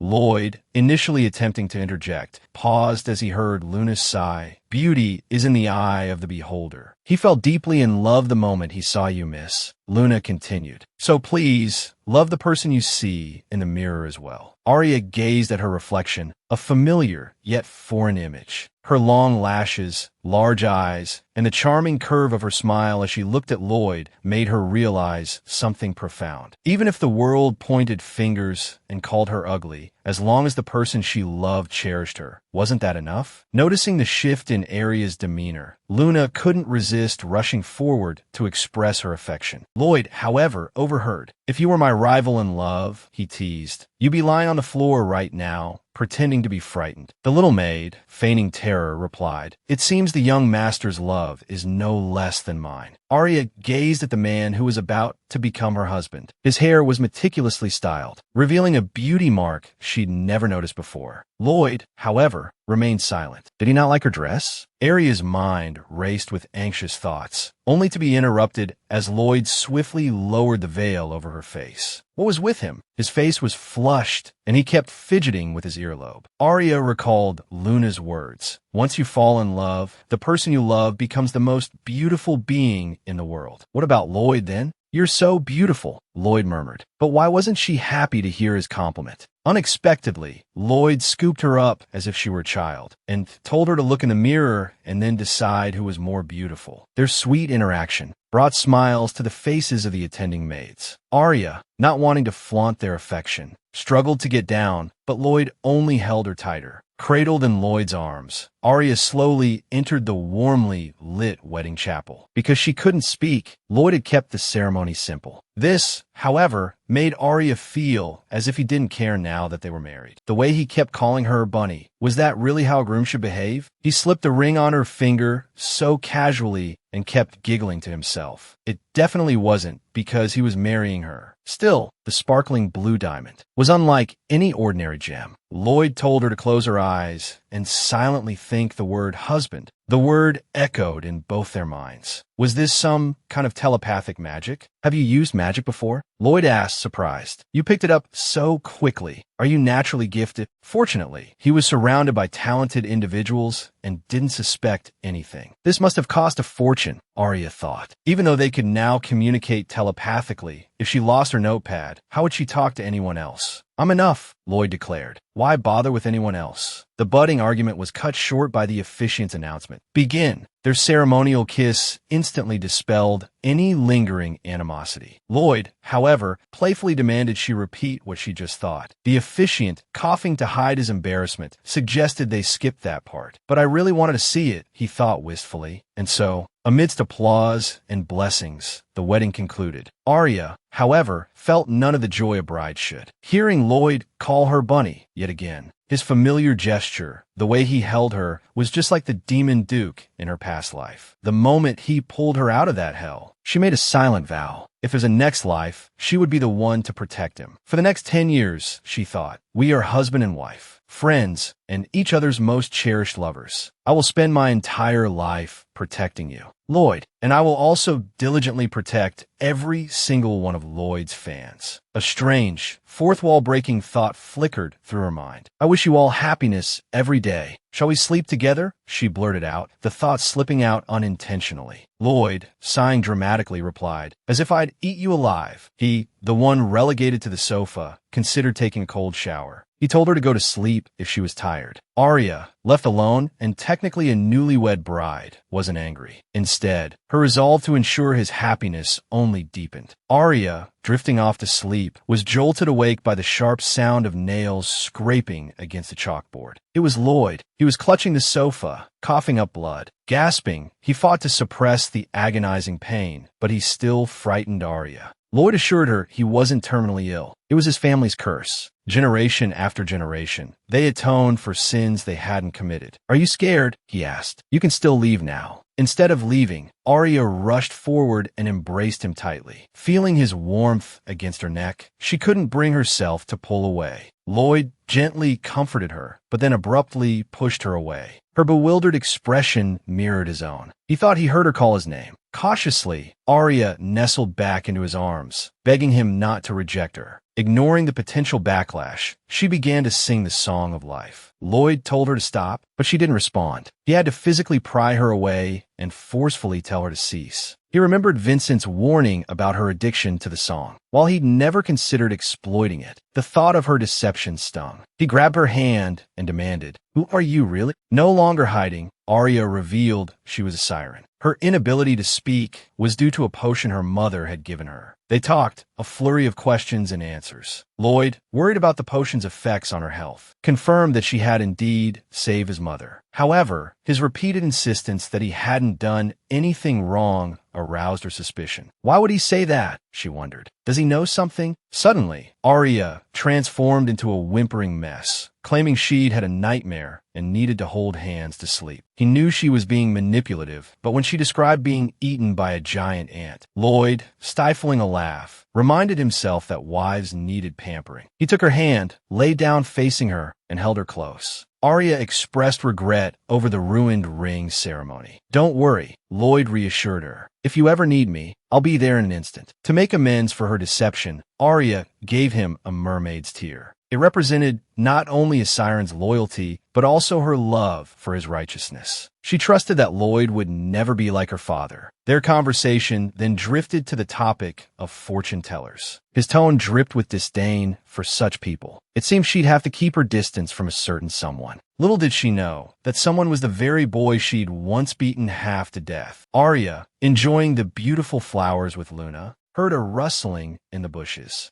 A young man emerged, and he looked familiar. It was him, the boy from the exiled lands. Seeing him seemingly harassing Arya, Luna, blushing furiously, shielded her and scolded him. A prospective cleric, acting so rudely, she exclaimed. Even after learning that Arya was the young mistress, he didn't relent. This completely infuriated Luna. She thought this boy was incredibly audacious, using such an old-fashioned pickup line. To avoid further misunderstanding, Arya said he had the wrong person. However, even when Luna was practically frothing at the mouth, he didn't back down. He even apologized for not being able to protect the girl he thought was Arya. The young man was Gabriel, the cleric sent by the Empire. The same name? But that Gabriel hadn't realized his victory until much later. His sky-blue eyes now had a golden rim. Without a doubt, this was the saintess's loyal dog, the very same god of slaughter from her past life. Now, there was no resentment between them, nor any connection. Wait a minute, just in case, perhaps she could try to win him over. Arya slipped him a note, then promptly pulled Luna away. 5 years was plenty of time. No matter what, this person had to be on her side. Arya, praying devoutly, finally had some alone time with Gabriel. Before he could even ask a question, he was bombarded with compliments, being called Your Angelic Highness and praised as a shining Ultraman. Flushed from the flattery, the gentle young man was still curious about how she had brought him to the papal court. Seeing he wasn't easily fooled, Arya whistled. Suddenly, a large dog bounded towards them. He expected the dog to attack her, but instead, it obediently let her pet it. A black panther followed, along with countless white doves. Faced with the girl, surrounded by these creatures, Gabriel realized how foolish he had been. Noticing his dejection, Arya told him not to doubt himself. However, the saintess had once said those same words to him. Was it a coincidence? Or was there something he didn't know? Despite being a powerful siren, she lived like a dog at home. Yet, here in the demon castle, she was pampered like a true princess. Arya was happy every day here. Everyone would constantly play rock, paper, scissors to get her cards. Every time this happened, Donna would scold and thrash them. The red-haired guard suffered the most. The guard corps resented this transfer student and would gang up on him under the guise of training. However, he'd single-handedly take on 20 of them, sending them straight to the ICU. Arya didn't understand why everyone liked her cards. Lloyd, trying to say it was because she was cute, instead brought up the supposed flirting between her and the cleric. The thought of his wife running off with someone else made him want to kill the guy. Arya, realizing his misunderstanding, explained that Gabriel was definitely not on her side. She was only being friendly with him so he could better assist Lloyd. Her explanation made him aware of his own frightening possessiveness. Was this love? And when had it started? Regardless, he didn't want anyone near his wife. One day, Arya went to see the Duke, but all she could think about were his cards. It seemed the Duke had liked her from the very beginning. However, his dark circles like a panda's suggested he hadn't slept well. But he was only 30. He claimed he was too old to sleep. The next day, a rumbling sound echoed from the square. Suspecting an earthquake, Luna shielded Arya. The red-haired guard rushed in, threw open the window, and looked out. The Duke,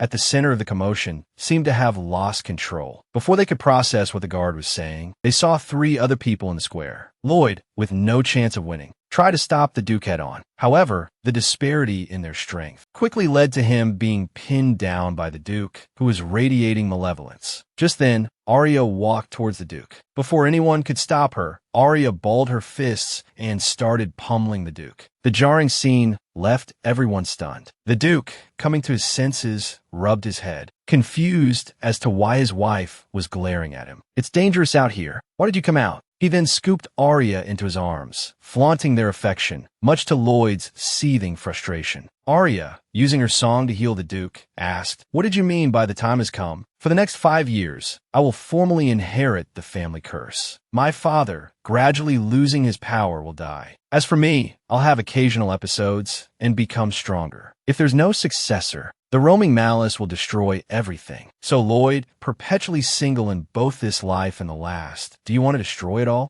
Arya touched her earlobe. "It looks good on you. Isn't this the token you told me to always wear?" "Yes, and it also represents that I will never betray you. So, do you want to end this?" "Well, if I said I did, then do what you must. I'll go to hell with you." Lloyd didn't want to destroy everything. He only hoped this curse would end with him. Arya leaned against his shoulder, murmuring, "I'll help you." Arya needs everyone's help too. Those who can't wait can go here. Yes, that's right, this one. Then click the magnifying glass and type Demon's Promise.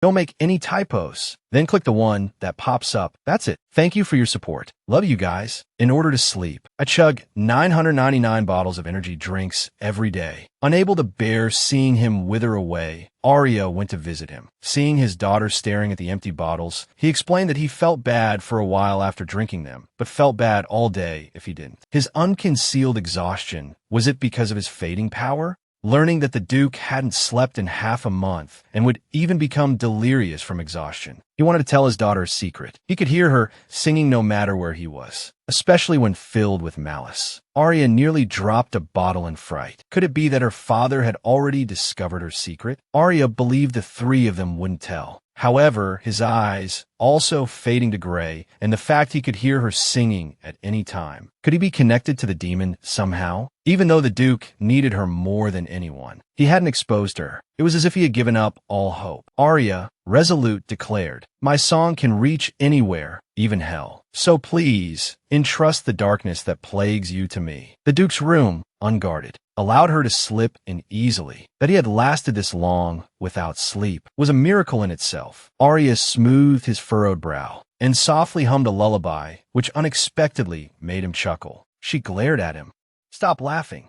The demon, stifling his laughter, had never heard anyone say he looked like an angel while sleeping. Arya, wanting to smack him, told him to lie down. Hoping to conserve her energy, she'd inadvertently energized him instead. The Duke's incessant chatter made Arya want to leave, but he clutched her sleeve, whining that he had just fallen asleep. This shameless, faced with his unreasonable song requests, Arya told him he wasn't allowed to laugh anymore. He braced himself, determined not to laugh, and filled his dream with squirrels, foxes, and stars. He even pictured Arya patting him like a baby. Finally, the near-delirious Duke closed his eyes and drifted off. Arya tiptoed away, hoping he'd have sweet dreams. The Duke, in a burst of fatherly affection, tossed something at her, not a firecracker, but the key to a massive villa. He declared it her wedding gift. He chuckled at her stunned expression. She looked happier than if he'd given her a plane or a tank. When she expressed a desire to see it, he scooped her up without hesitation. His mood, and even his complexion, had improved considerably. But remembering the Duke's eccentric tastes, Arya hesitated at the door, her hand trembling, bracing herself for the worst. She was met with a surprisingly elegant and beautiful room. She couldn't believe the Duke had chosen this. Her mother must have had a hand in it. But what about the bubbling rabbit on the bed? Could it be him? But wasn't he on bad terms with his father? Moments later, Arya, clutching the rabbit, stared intently at Lloyd until he blushed crimson. He finally asked, smugly, "Do you have something to say?" The bashful young man refused to admit anything, but when Arya stroked his head, he instinctively leaned into her touch. "Is this guy crazy?" she thought. When had he become so docile? Lloyd, flustered, gestured toward some envelopes. They were invitations. Everyone was curious about the young mistress of Baruntha. Rumors swirled that the young master had defied imperial authority for her, both to protect her and to conceal his siren identity. Lloyd had selected a few suitable families to represent his new identity. Touched Arya, worried about causing trouble for Baruntha, but Lloyd dismissed her concerns, calling it their honor. He picked up an invitation from the depraved Count's family, known for adopting orphans. In her past life, this man had sold Lloyd multiple times, even going so far as to fake his death, and disfiguring countless adopted children to use as stand-ins, all to present Lloyd to the Emperor. The Count had also been the Pope's justification for war. Lost in painful memories, Arya was jolted back to reality by Lloyd shaking her. He didn't understand her sudden fear. Had this man done something to her in the past? Arya, barely containing her anger, didn't understand why she was being treated this way. "I want to be selfish. I have dreams. I have things I want to do. I like to draw. I want to learn swordsmanship. I like horseback riding. I want to experience the feeling of breathing freely. I can teach you swordsmanship, but you'll need a teacher for drawing." Lloyd snatched the offending invitation and twirled a strand of her hair, telling her not to give up on the things she loved. "If anyone tries to take them away, even if you have to kill them, take it back." Staring at the invitations, he suddenly suggested a trip to the Rainbow Fields, worried about her frail health and not wanting to go. Arya pouted. Was this a side effect of her shortened lifespan? But it wasn't his fault. "Maybe walking with you will make me stronger." Unable to bear her sadness, Lloyd told her to put down the invitations and pulled her into a hug. Did she not have legs? Her racing heartbeat and warmth against him were almost overwhelming. They stepped into the flower-filled courtyard. Expecting darkness, Arya was surprised to find the garden illuminated by embedded magic crystals. Setting her gently down, Lloyd said, "From here, you can see the entire back garden, but the breathtaking view couldn't compare to Lloyd's radiance." I want to join the Angelo family, but their head is incredibly stubborn. Even if you poked him with needles, he wouldn't yield. Arya, curious, asked, but how does my wife, an unfavored countess's daughter, know so much about every faction? Why not choose a better family? Well, Lloyd stammered. That family sent me an invitation. There's definitely something fishy about it. It's getting cold. Let's go back inside. Suddenly, he felt a tug on his sleeve and found his palm filled with sparkling magic crystals. Why are you giving me these? He asked. Because they remind me of you, Arya replied. They may be common stones, but they're from you. Besides, she added, if we don't go back soon, someone might get sick again. The next day, Luna, pushing a food cart, excitedly presented her homemade mustard-flavored cake. However, Arya seemed distracted, but her expression changed when she heard that the depraved count had been killed. Luna, about to elaborate, was interrupted by Lloyd. You don't want to hide this from Arya, but she's so young. What if she's frightened? After all, he continued, that family used charity as a front to experiment on children and even sell them to the imperial court for amusement. Is this a coincidence? Arya asked. Or did you intentionally leak this information? Lloyd denied it, presenting her with an official document. He told her to read it carefully before signing. He had used the depraved count to gain someone's trust and obtained this adoption application. Arya observed Lloyd, the usually aloof young master, now intently watching her every move, even noticing the slightest differences in her handwriting. The man was terrifyingly perceptive. Even though we couldn't choose a good family, Lloyd said, I took care of someone who made you uncomfortable. Arya spent her days either with Lloyd's mother or putting the Duke to sleep. Lloyd, feeling neglected, tried to win back his wife's attention, but Arya mistakenly thought he was monopolizing his parents. This upset him. He mentioned wanting to spend time with her too, but suggested visiting her room at night. Arya, misinterpreting his intentions, worried about what he might discover. Lloyd only sees you as a sister, Luna reassured her. He wouldn't have any other ideas. This, however, only made Arya feel worse. Wanting to grow up faster also meant her death would come sooner. Her situation was truly difficult. Worried about Lloyd's affections shifting, Arya made a long-distance call, only to be hung up on. That rotten scoundrel shouldn't even be alive, she fumed. Faced with this goddess's advances, he should be on his knees begging for forgiveness. But why did she feel uneasy? Overhearing a conversation about the depraved count's misdeeds, a calculating glint entered her eyes. She inquired about the orphan children, feigning concern and expressing a desire to help them personally. Meanwhile, at the church, Arya waited, staring at the necklace she had found. Suddenly, the door burst open with a bang. Gabriel, breathless, apologized for his lateness. Arya shook her head dismissively. She showed him a necklace and asked for his help. With a warm breath, unlike the demonic and magical energy before, the necklace, now imbued with divine power, glowed brightly. Startled, Gabriel dropped it, exclaiming, "This thing tried to suck me in." Although the necklace appeared unchanged, having been worn by a saintess, it was clearly no ordinary trinket. When Gabriel questioned her about it, Arya simply claimed it was a gift from a wizard. A wizard, knowing it was a target of the Empire? Gabriel chose to ignore this. He was sent to purify malice.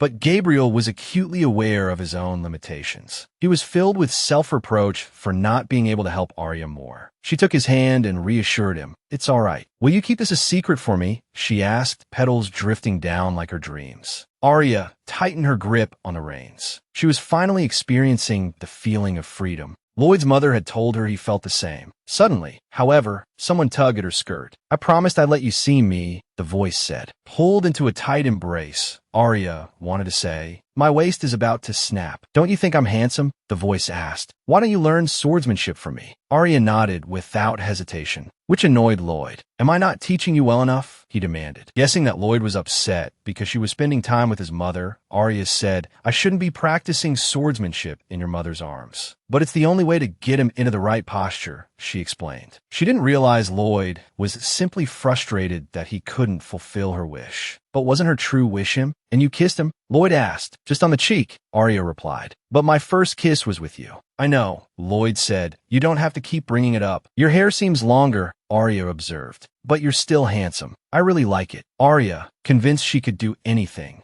ended up painting herself like soot. And yet, the shameless artist praised her. Vincent, arriving at that moment, was full of mockery. "Don't be sad," he told her. "Not everyone is as talented as I am." Not wanting to hear his nonsense, Arya beckoned. "That old man wants to argue with Donna. Take him away." Ignoring Vincent's protests, Lloyd shoved him onto a chair. Listening to their bickering and Luna's yearning to go out, Lloyd decided against painting. "Let's all go out and have some fun," he suggested. That evening, at the bustling market, the sizzling skewers were a delightful treat for the little fairy who had grown up on dew. "This is amazing," Arya exclaimed, enjoying the lively atmosphere. "I wish Lloyd were here too. I heard that couples who kiss under the fireworks will be together forever." "Oh, but you're already taken," someone teased. "Don't jinx yourself," Arya retorted. Perhaps guessing who Arya was thinking of, Vincent suggested, "Why don't you kiss me? I want to be with you too." Catching Arya's glance, Lloyd offered, "How about me?"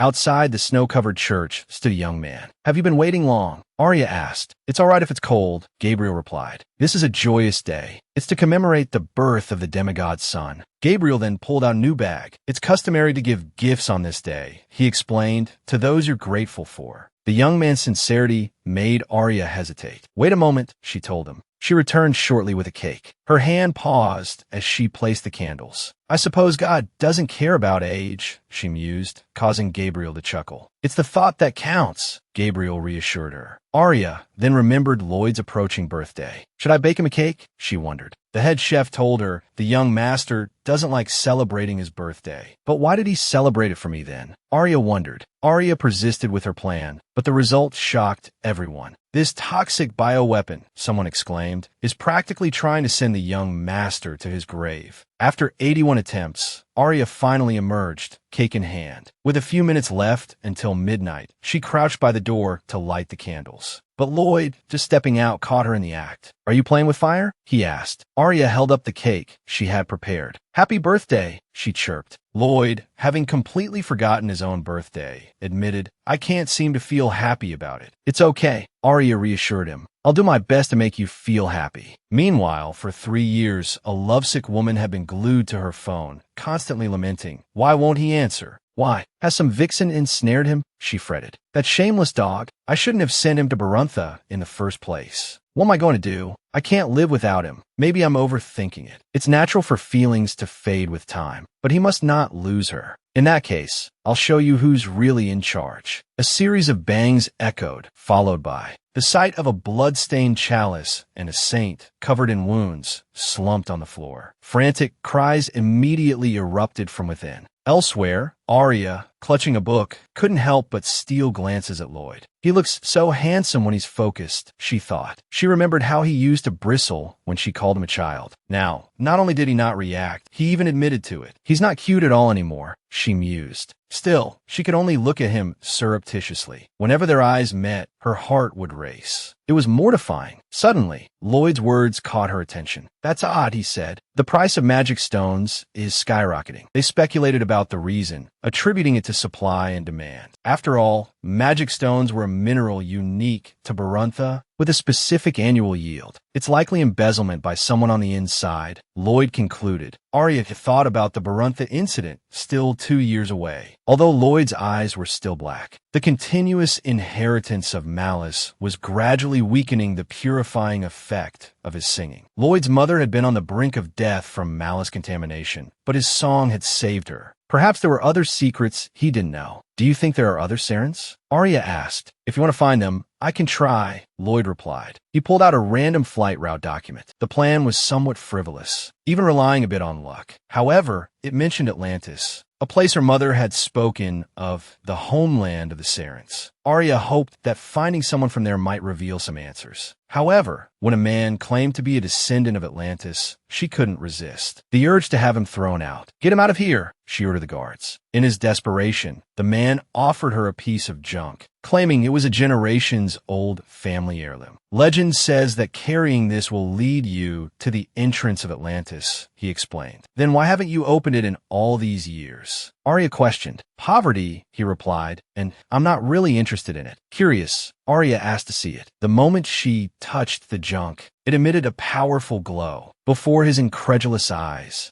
It transformed into a large, lustrous pink pearl. A pearl this size, Arya thought, could buy a whole city. Even more surprising, the man promptly knelt before her, addressing her as Your Majesty. Meanwhile, Lloyd, patiently waiting while Arya shopped, suddenly smiled indulgently. "Has my queen arrived?" he murmured. Arya expertly tended to Lloyd's wounds, her heart aching with each familiar scar. Faced with his wife's sudden tears, Lloyd patiently soothed her, gently wiping away the tears from the corners of her eyes. In these moments, Arya was like a frightened rabbit, worried he might misunderstand. She waved her hands, explaining that she didn't dislike him or find him unimportant. Lloyd reassured her, telling her not to be afraid and that he wouldn't do anything rash. This, however, only made Arya more sullen. But aren't they supposed to be weak-willed? She thought. Remembering their first encounter in her past life, she recalled him telling her to keep singing, even as he killed. Clearly, she had been captivated by his singing. Now, neither Lloyd nor his father seemed addicted or driven mad. While this was a good thing, Lloyd was concerned by Arya's furrowed brow. Could she be ill? He wondered, reaching out to cup her face in his hands, their foreheads touching. Despite feeling fine, Arya's face flushed crimson. Lloyd's solicitous tone made it clear he saw her as a child. No, no, no, Arya thought, yearning for proper embrace, a kiss, anything more. She felt utterly cheated. Meanwhile, the saint paced the vast papal hall.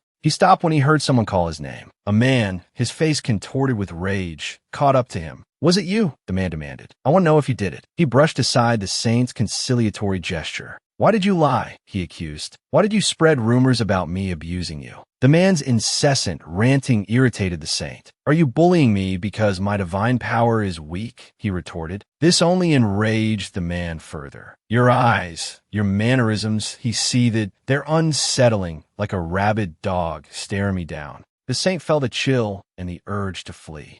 "Someone like you should be expelled from the papal court," he muttered, turning to leave. Suddenly, he felt a forceful shove from behind. He tumbled down the stairs like a rag doll. Even with strong divine power, the man thought a fall from this height still needs to be checked. Suddenly, the man was seized by a violent coughing fit, spraying the saint with blood. He inadvertently tasted the blood on his lips. His divine power surged. He had stumbled upon a remarkable secret. He simply smiled, suppressing his burgeoning greed. It wasn't the right time. The missing blood couldn't be connected to his increased divine power. Not yet. The Duke, who had ordered Vincent's confinement, now leisurely sipped a glass of 82 Lafite. Arya, curious about his composure, was met with a teasing remark. "Are you disappointed I haven't gone mad?" he asked. "Thanks to my daughter's singing," he explained. "Vincent and I have researched extensively. There are no records of singing driving anyone insane. Was the previous emperor, who became a tyrant, merely a scapegoat? Was the war intentionally instigated? Arya pondered this. Could the saint, revered as a hero, be responsible?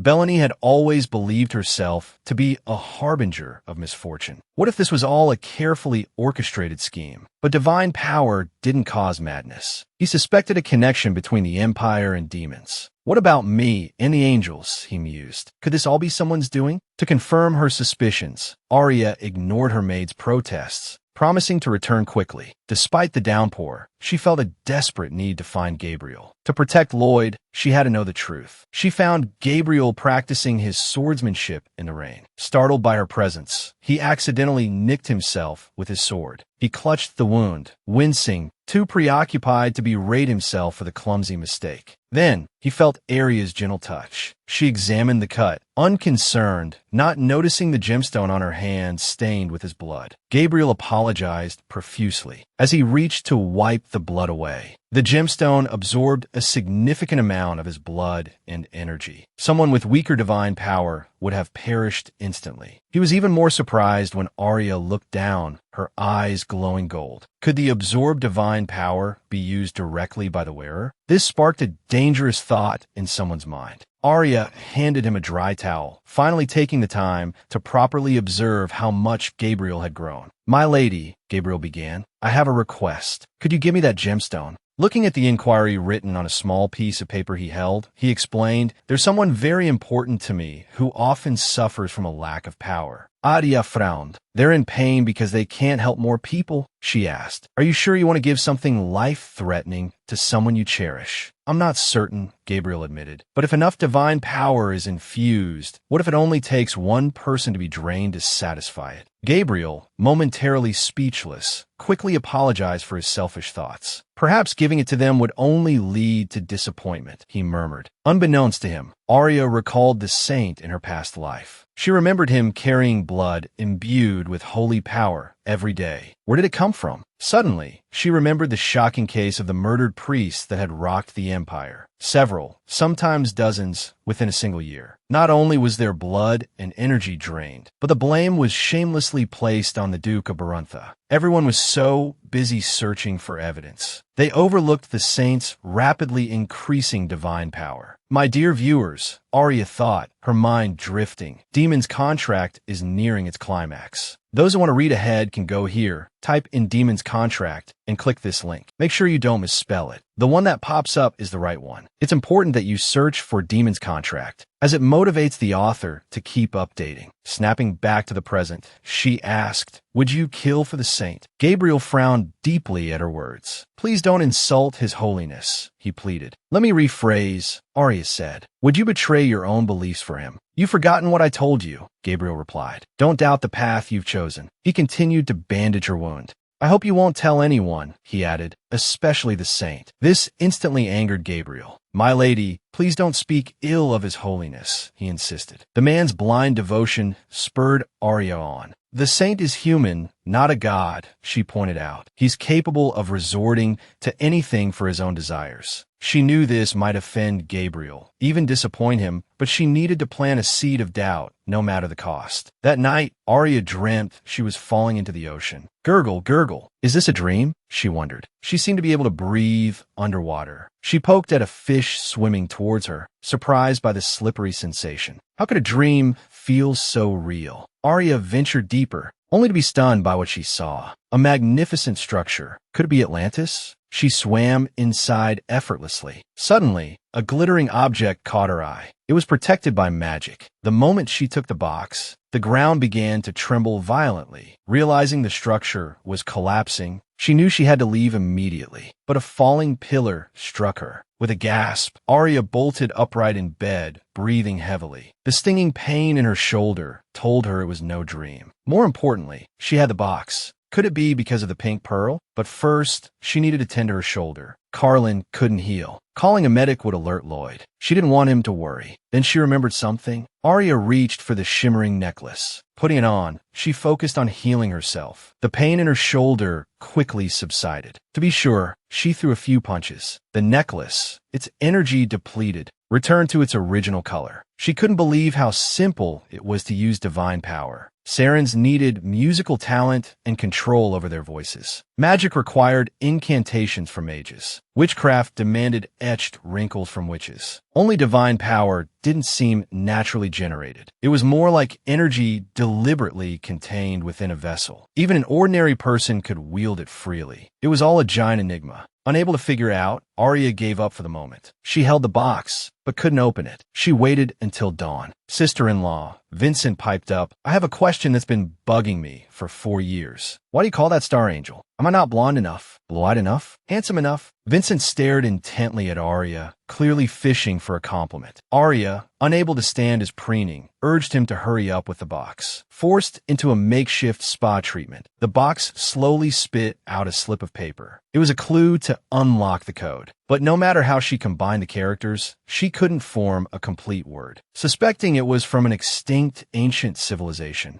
Vincent declared that they just needed to find its origin. "It's an Atlantean artifact from 1,500 years ago," he announced. Startled, Vincent asked Arya where she got it. "A hole," she replied vaguely. "I picked it up in the deep sea." Seeing his continued curiosity, she added, "It doesn't matter. Will you keep a secret?" "Of course," Vincent exclaimed. "This is one of my few hobbies." Arya went to the prayer room, where she unexpectedly found a distraught Gabriel. "You look unwell," she observed. "Has something happened?" Gabriel stammered, looking down. He admitted he had placed the saint on too high a pedestal. "The saint," he explained, "although he hasn't revealed the gemstone necklace, mentioned a way to increase divine power." He continued, "Knowing how he is, he kept pressing me, even urging me, making it difficult to refuse." Realizing what was happening, Arya warned, "The saint might come looking for you soon. He wouldn't miss a chance to become stronger," she added. Just then, she recalled Lloyd's earlier question. Meanwhile, the oblivious Gabriel continued to make excuses for the saint. Before Arya could stop him, she heard Lloyd's voice telling Gabriel to wait right there. With a click, Lloyd appeared, his usually impassive face etched with anger. The situation was awkward, as if he'd been caught in an affair. Lloyd was seething. "You should have killed this guy a long time ago," he thought. Noticing Gabriel's unconscious staring at Arya, Lloyd warned, "Look at her again, and I'll gouge your eyes out." Arya, thinking quickly, decided to tell Lloyd about the necklace. But Gabriel interrupted. "Didn't we agree," he blurted, "that this would be our secret?" "You idiot," Arya thought. "Are you sure you want to say that now?" Sure enough, the next second, the sickening crunch of breaking bones filled the air. Although she knew Gabriel could heal, Arya still felt a pang of sympathy. Lloyd turned to Arya. "What secret?" he demanded. "He's not my husband," Arya improvised. "Let me explain. If she told Lloyd the truth, Gabriel would surely find out. He has someone he cares deeply about," she lied, "and he's afraid revealing the secret will harm them. That's why he stopped me." Lloyd covered his face with his hand. This little idiot would believe anything. Unable to bear Gabriel's lingering gaze on Arya any longer, Lloyd gently took her hand and led her away. Someone he cares deeply about, he thought. Just like me back then. It was just an excuse to deny the true feelings in his heart. Taking over the family business, Lloyd not only had to be wary of the Emperor, but also deal with retaliation from rival factions. The Emperor, envious of Baruntha's wealth, went so far as to accuse Lloyd of embezzlement, forcing him to appear before the court. Seeing Arya's worry, Lloyd reassured her, "It's fine. They wouldn't dare touch me." But Arya knew better. The Emperor wasn't afraid of Baruntha. He was afraid of the destructive malice residing within Lloyd. But even so, still worried, Arya wanted to accompany Lloyd to court. Facing his wife's determined gaze, Lloyd felt a pang of Shintung, Excientung, a complex mix of heartache and protectiveness. The thought of Arya suffering any indignity made him want to obliterate everyone involved. Arya, momentarily stunned, naively assumed Lloyd simply didn't like being watched. "It's okay," she reassured him. "Don't you still have your, well, nominal father?"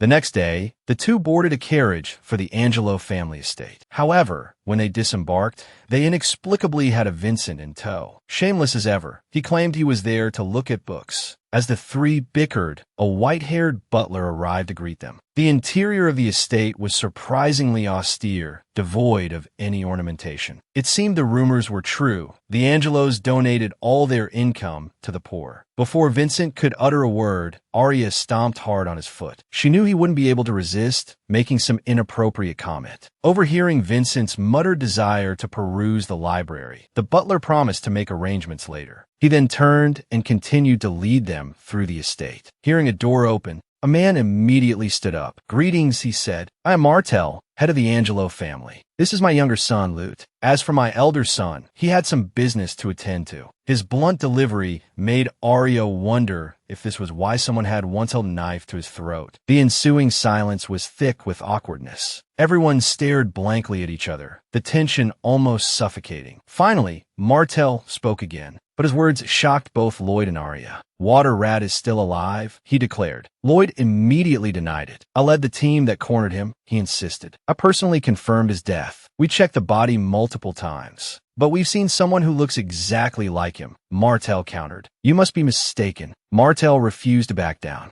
"There are signs of Water Rat's activity in the area," he insisted. Arya racked her brain, trying to understand where things had gone wrong. Water Rat had a disloyal mage underling. To permanently eliminate Water Rat, she had brainwashed the mage into killing him. But if he's still alive, she mused, could he have been unaffected by the song? Meanwhile, Martel, who had been investigating water rats' movements, had discovered a large number of desiccated corpses resembling skeletons in a nearby village. They showed signs of having their energy drained. Was he conducting experiments? Martel wondered aloud. Lloyd, his brow furrowed in concern, knew exactly what kind of brutal retaliation they could expect. Hans clutched his head in regret. For years ago, he had accepted an assassination contract. Easily infiltrating Baruntha, he quickly located the young mistress, who was known for her affinity with animals. He had assumed she was mute. He never expected that not only could she speak, but she could also sing. Hans had created a chimeric serpent laced with deadly poison. Since it wasn't a true living creature, he hadn't worried about the mission failing. However, when he regained consciousness, he discovered he had led his team to slaughter water rats' entire hideout. Even his own master was dead. Uneasy, Hans tried to confirm Water Rat's death, but the dying sorcerer threatened to transform him into a chimeric being. This required a tremendous amount of energy in a living body. To achieve this, the two of them slaughtered an entire village. Although Water Rat survived, he needed to constantly change bodies, and they had to be handsome. Exasperated, Hans urged him to leave, promising to find him a beautiful new body later. Meanwhile, Luna gasped dramatically. "My lady," she exclaimed, "you look absolutely stunning." But Arya, preoccupied, was still fretting about her appearance for that evening's banquet. Arya was wondering if the old maid, a nickname she'd given a certain gossipy noblewoman, would attend when she saw Lloyd already inside, knocking playfully on her door. Looking at his wife walking towards him, Lloyd asked curiously, "Why are you wearing all white?" "Because I want to be an angel," Arya teased. "After all, my husband is even more angelic than an angel." No, no, no," she added, flustered. "That's ridiculous. It's enough to kill me." Lloyd, stepping into the banquet hall, kept his eyes fixed on Arya. His presence caused the crowd to part, leaving a wide space around them. Arya had been worried about being swarmed, but now no one dared even look at them. Even Lute, trailing behind them, couldn't help but marvel at the effect. Arya, having specifically chosen a stunning gown, had hoped her brother would be the star of the evening. But with Lloyd radiating such an intimidating aura, no one dared approach, not even to ask for a dance. Lloyd, curious about their conversation, overheard Lute suggest they go dance. Arya froze, startled by the suggestion.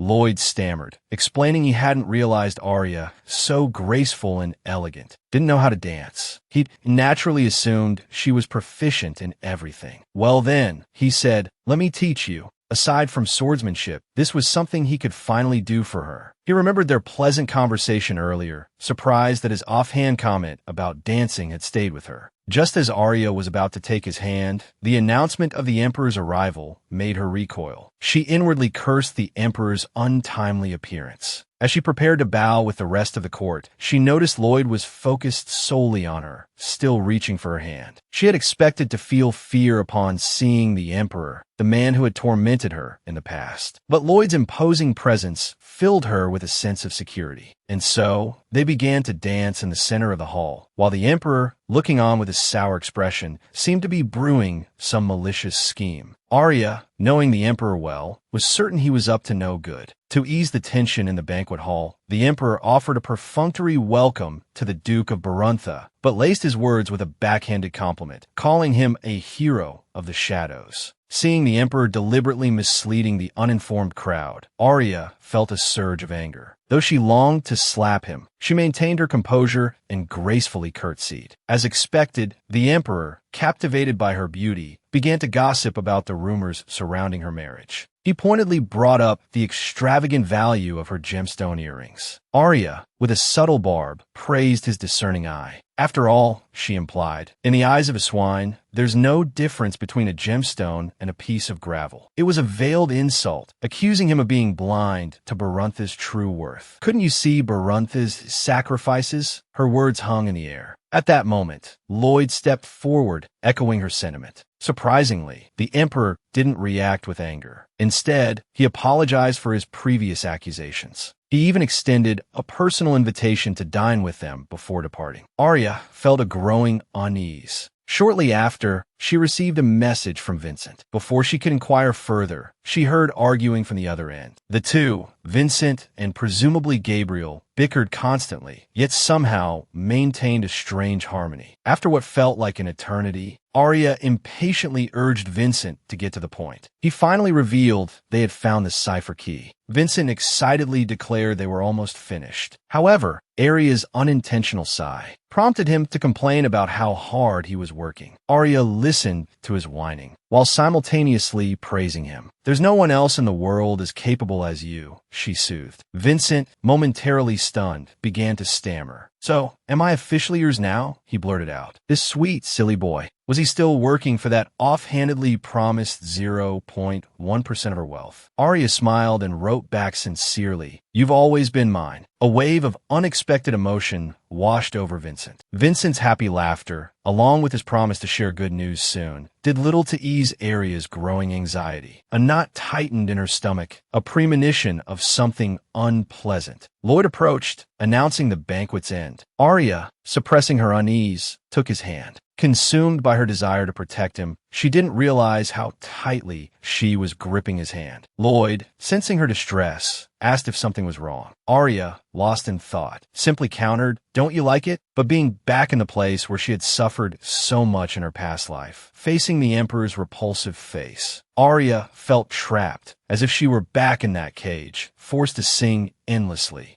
Even until her vocal cords tore and blood filled her mouth, she had been forced to sing. Protect Lloyd. The thought echoed in her mind. Knowing the future, Arya decided to drop the pretense. She'd seen enough of the Emperor's malicious intent, and the numerous servants, moving like corpses, sent a chill down her spine. She took a tentative step forward. As she suspected, "This room is enchanted with amplifying magic," she told Lloyd. He looked at her, puzzled. Arya tilted her head, feigning innocence. "The people of Baruntha have weak wills," she mused aloud. Could he be trying to control them mentally? Lloyd, oblivious to the danger, simply found her adorable. Adorable? "Brother, please be serious," she thought, exasperated. "Can't you see the Emperor is trying to harm you?" To appease his oblivious wife, Lloyd stood outside the town, bidding the Emperor farewell. He even feigned a sensitive stomach, claiming he might vomit if he had to watch the Emperor eat. While Arya found his words satisfying, the sudden stench that filled the air made her nearly choke. Did someone say? She wondered,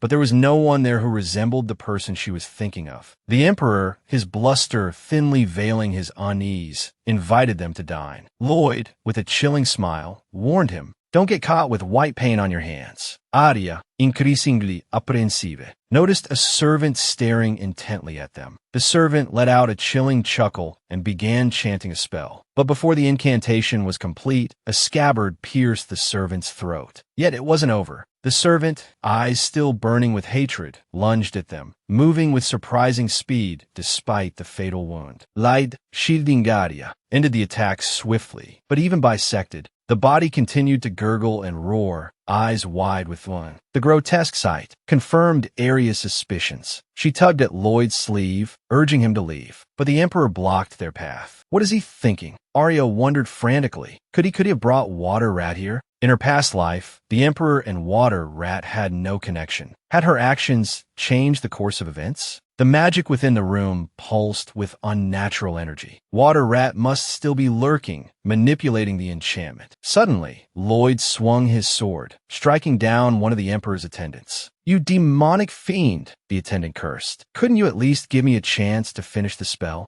Seeing this new face of Water Rat, Arya finally understood the purpose of the servants. "You're insane," she accused the Emperor. He retorted, threatening the lives of everyone at the banquet if they dared to leave. "Fine then," Arya thought. "You can both die together." Lloyd covered her mouth, unwilling to let her reveal her powers in front of others. Besides, her song wouldn't work on unnatural chimeras like these. Even if they killed them, Water Rat could simply possess new bodies. But if they discovered her true nature as a siren? Sensing Arya's fear, Lloyd's playful demeanor vanished. Before the Emperor could finish his sentence, Lloyd's sword pierced the Emperor's carotid artery. Clutching his spurting neck, Water Rat, possessing the Emperor's body, frantically searched for a new host. Another sickening crack echoed through the hall. Moments later, a guard slowly rose, muttering, "Finally a strong body." He foolishly taunted Lloyd, who now stood like a vengeful god. The guard barely managed to parry a blow before being pummeled like a rag doll, utterly defenseless against Lloyd's fury. Before he could even gasp for breath, another thrust of Lloyd's sword sent him screaming in agony. Corpses don't feel pain. Could the guard still be alive? "Arya, would it be alright if I killed innocent people?" Lloyd's voice was a chilling whisper. "I wouldn't mind," Arya thought, but she glanced at Lloyd's head, shaking slightly. Sighing, Lloyd asked Water Rat what he wanted. Upon hearing the creature's desire for his malice, he quietly told Arya to ignore whatever happened next. He then discarded his sword. Spreading his arms wide, Lloyd invited Water Rat to try and take it. Worried the creature might hesitate, he even goaded it. "This is power beyond human comprehension. It can grant you anything you desire. What are you waiting for? Don't you want it?" The scene unfolding before her led Arya to believe Lloyd was sacrificing himself to save the innocent. Before she could stop him, she watched him step into a magic circle. A stream of arcane incantations filled the air, empowered by the amplifying magic Water Rat, while frantically extracting Lloyd's malice, hypocritically offered him forgiveness. He knew that without his malice, the esteemed Duke of Baruntha would only live a life of agonizing madness. But he, Water Rat, was different. He was immortal, incapable of producing offspring. This power, this malice was perfectly suited for him. Only then did Arya understand what was happening between them. But this meant Lloyd could die, go mad, or even cease to exist. The man everyone envied, the Duke,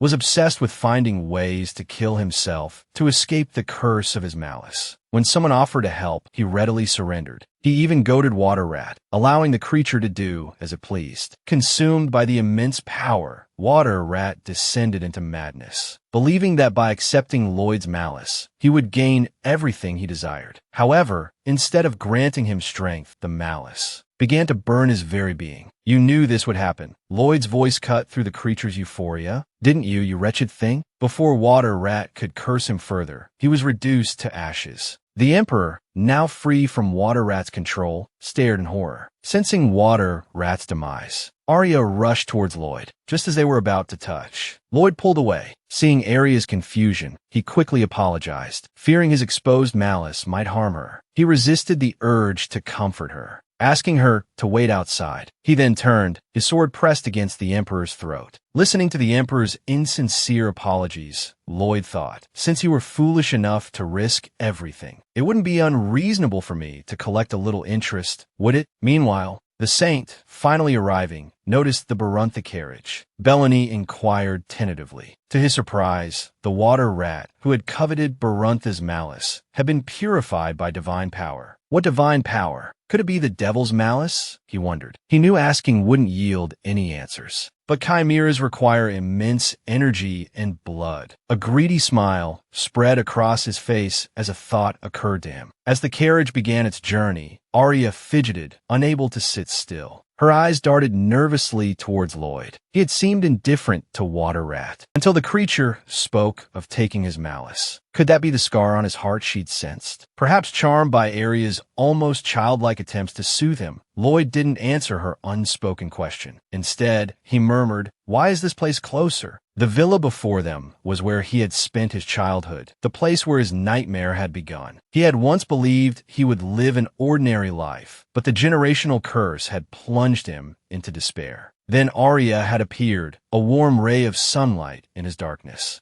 Even if she were a sweet poison, he would gladly embrace her. The moment he discovered a way to end the curse, he began to loathe celebrating his birthday. He lost interest in everything. To him, all emotions were shackles binding him to his inevitable destruction. Looking at his body, the vessel of all that malice, he knew if he died, nothing would belong to him anymore. Lloyd told himself not to be greedy. Leaving with his memories would be enough. "Arya, I'm sorry. Please forgive my selfishness." Suddenly, a surge of violent energy erupted around him, threatening to tear him apart. Runes of destruction spread rapidly. Almost there. If he could just withstand it, this nightmare would end. A deafening roar filled his ears. He plunged into darkness, losing consciousness. He didn't know how much time passed. Lloyd opened his eyes, taking in his surroundings. He was still alive. Had he failed? The malice within him remained, but the unnerving silence filled him with dread. Why couldn't he hear anything? The bedroom was empty. Even the kitchen was deserted. Traces of life lingered everywhere, yet everyone had vanished as if they had never existed. Unable to find Arya, Lloyd's panic escalated into terror. He stared at the only remaining closed door, fear gripping him. The moment he opened it, he saw her. Arya lay on the floor, covered in blood. He roared, "No!" But Arya's limp body offered no response. He could only plead with her, his voice breaking with each desperate word. Lost in his grief, Lloyd didn't realize that Arya had opened her eyes. The empty room reminded her of the person who had been by her side since her rebirth. Even if it was just a contract, he was still her family, wasn't he? Suddenly, she heard faint, choked sobs in the distance. Was the Emperor causing trouble again? Worried about Lloyd, Arya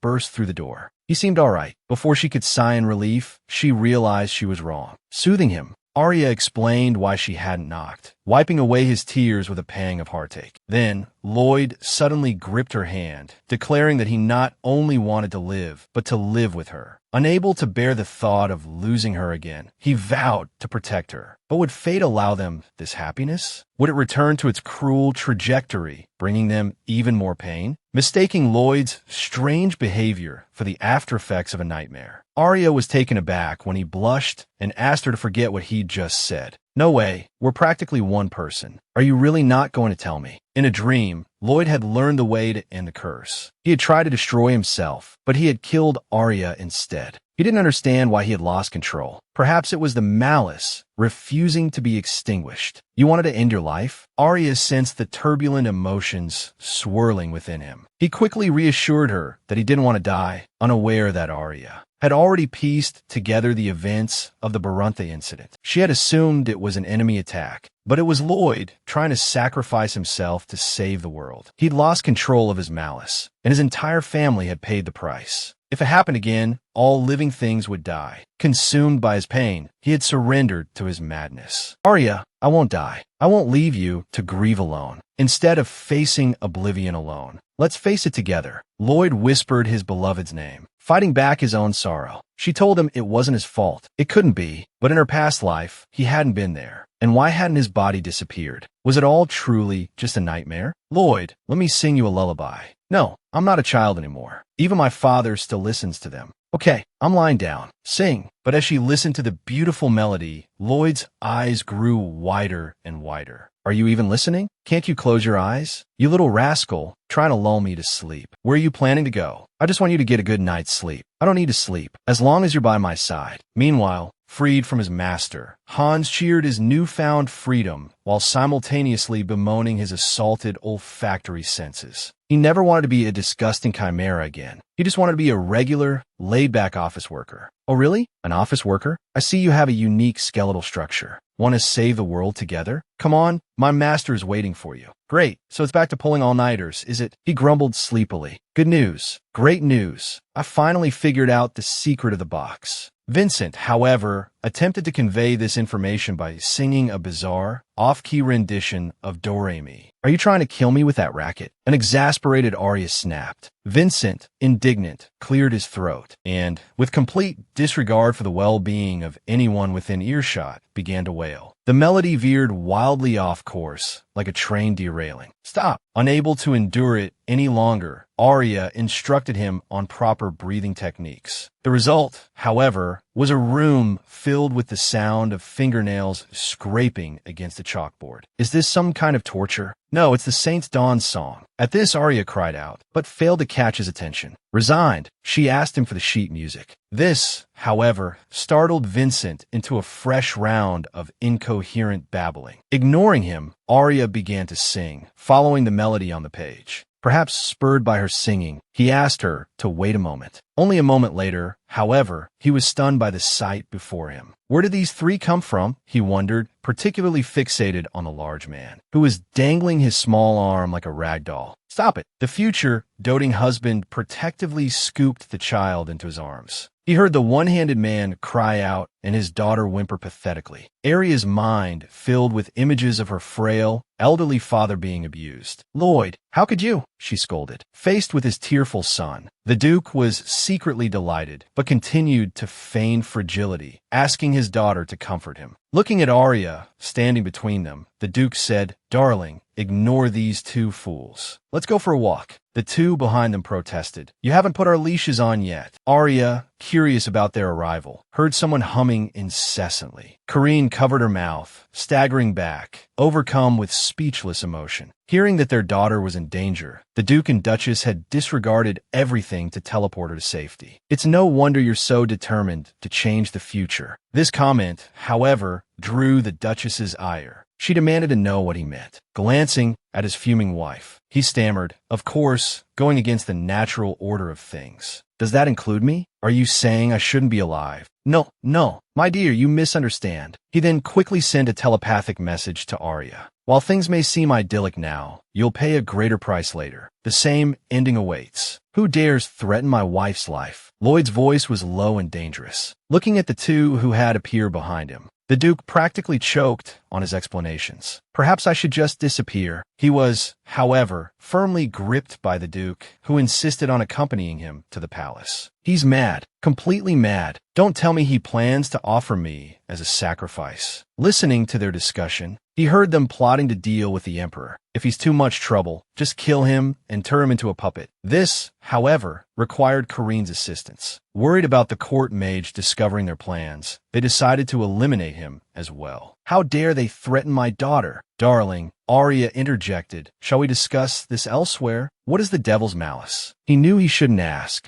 but fine, keep your secrets. Though you needn't look so adorable while doing so. Are you trying to charm me to death? "Understood, my love." Not a word. Was it a vow of silence? He recalled the water rat. If it was a similarly malevolent energy, it would be repulsive even without a binding oath. Then the opposite must be true, a holy power capable of purifying chimeras. So, who made them swear the oath? The Emperor? The Holy Empire? Or someone else? After countless questions and a wall of silence, he finally determined it was everyone. He hadn't heard anyone mention it in his past life, suggesting only those like the Emperor and the Pope knew. With their encouragement, he had become the villain, silently ostracized by all. No wonder the Emperor had been furious but unable to speak out. Doesn't that feel unfair? It was a mistake made by Baruntha's ancestors. But you've already paid enough, more than enough. This has nothing to do with you anymore. Lloyd, you're not at fault. Not in the slightest. Let's go see that damned Emperor right now. He finally understood. Darkness existed only where light was needed. Turning him into a puppet was far too lenient. "How do you want to die, you ugly creature? Me or me? Son? Father? I think you should handle this. I'm afraid the sight of him might make me lose my dinner." The Emperor trembled, utterly terrified. He remembered his father's warning, never provoke Baruntha. Yet, he hadn't listened. He'd assumed they wouldn't dare retaliate. Now, cornered, he shamelessly called for help, and the help he summoned was a wanted sorcerer. Seeing them approach, the Emperor truly panicked, dropped to his knees, and begged for mercy. He pleaded to be spared, promising to declare Baruntha the hero who saved the Empire. Arya, intrigued by this offer, urged them to accept. The Duke, initially resistant, relented after a moment. He even admitted it was a good suggestion. Just then, Arya requested a private conversation with the Emperor. Lloyd, unsure of her intentions and worried she might be bullied, watched anxiously. Lloyd urged her not to shoulder burdens alone. Arya, however, pointed her ear, explaining that remaining in the same space as him would cause her pain. She stopped Lloyd from removing the mermaid's tear, urging him to trust her. Seeing the door close, the Emperor shed his facade of fragility. Finally, someone he could manipulate. He declared he wouldn't hold Baruntha's insolence against them. Looking at the young woman before him, inappropriate thoughts began to fester in his mind. However, Arya, with chilling composure, threatened to break his legs and lock him in an iron cage. She wasn't worried about the Emperor discovering her ability to speak. After all, he would soon be as good as dead. A sense of foreboding washed over the Emperor. He yelled for his guards, to seize the madwoman. But Arya's expression turned sinister. In an instant, a torrent of raw power surged forth, accompanied by a haunting melody. She intended to force him to confront the very face of death, to forever dwell in the agony of betrayal and fear. The Emperor's anguished cries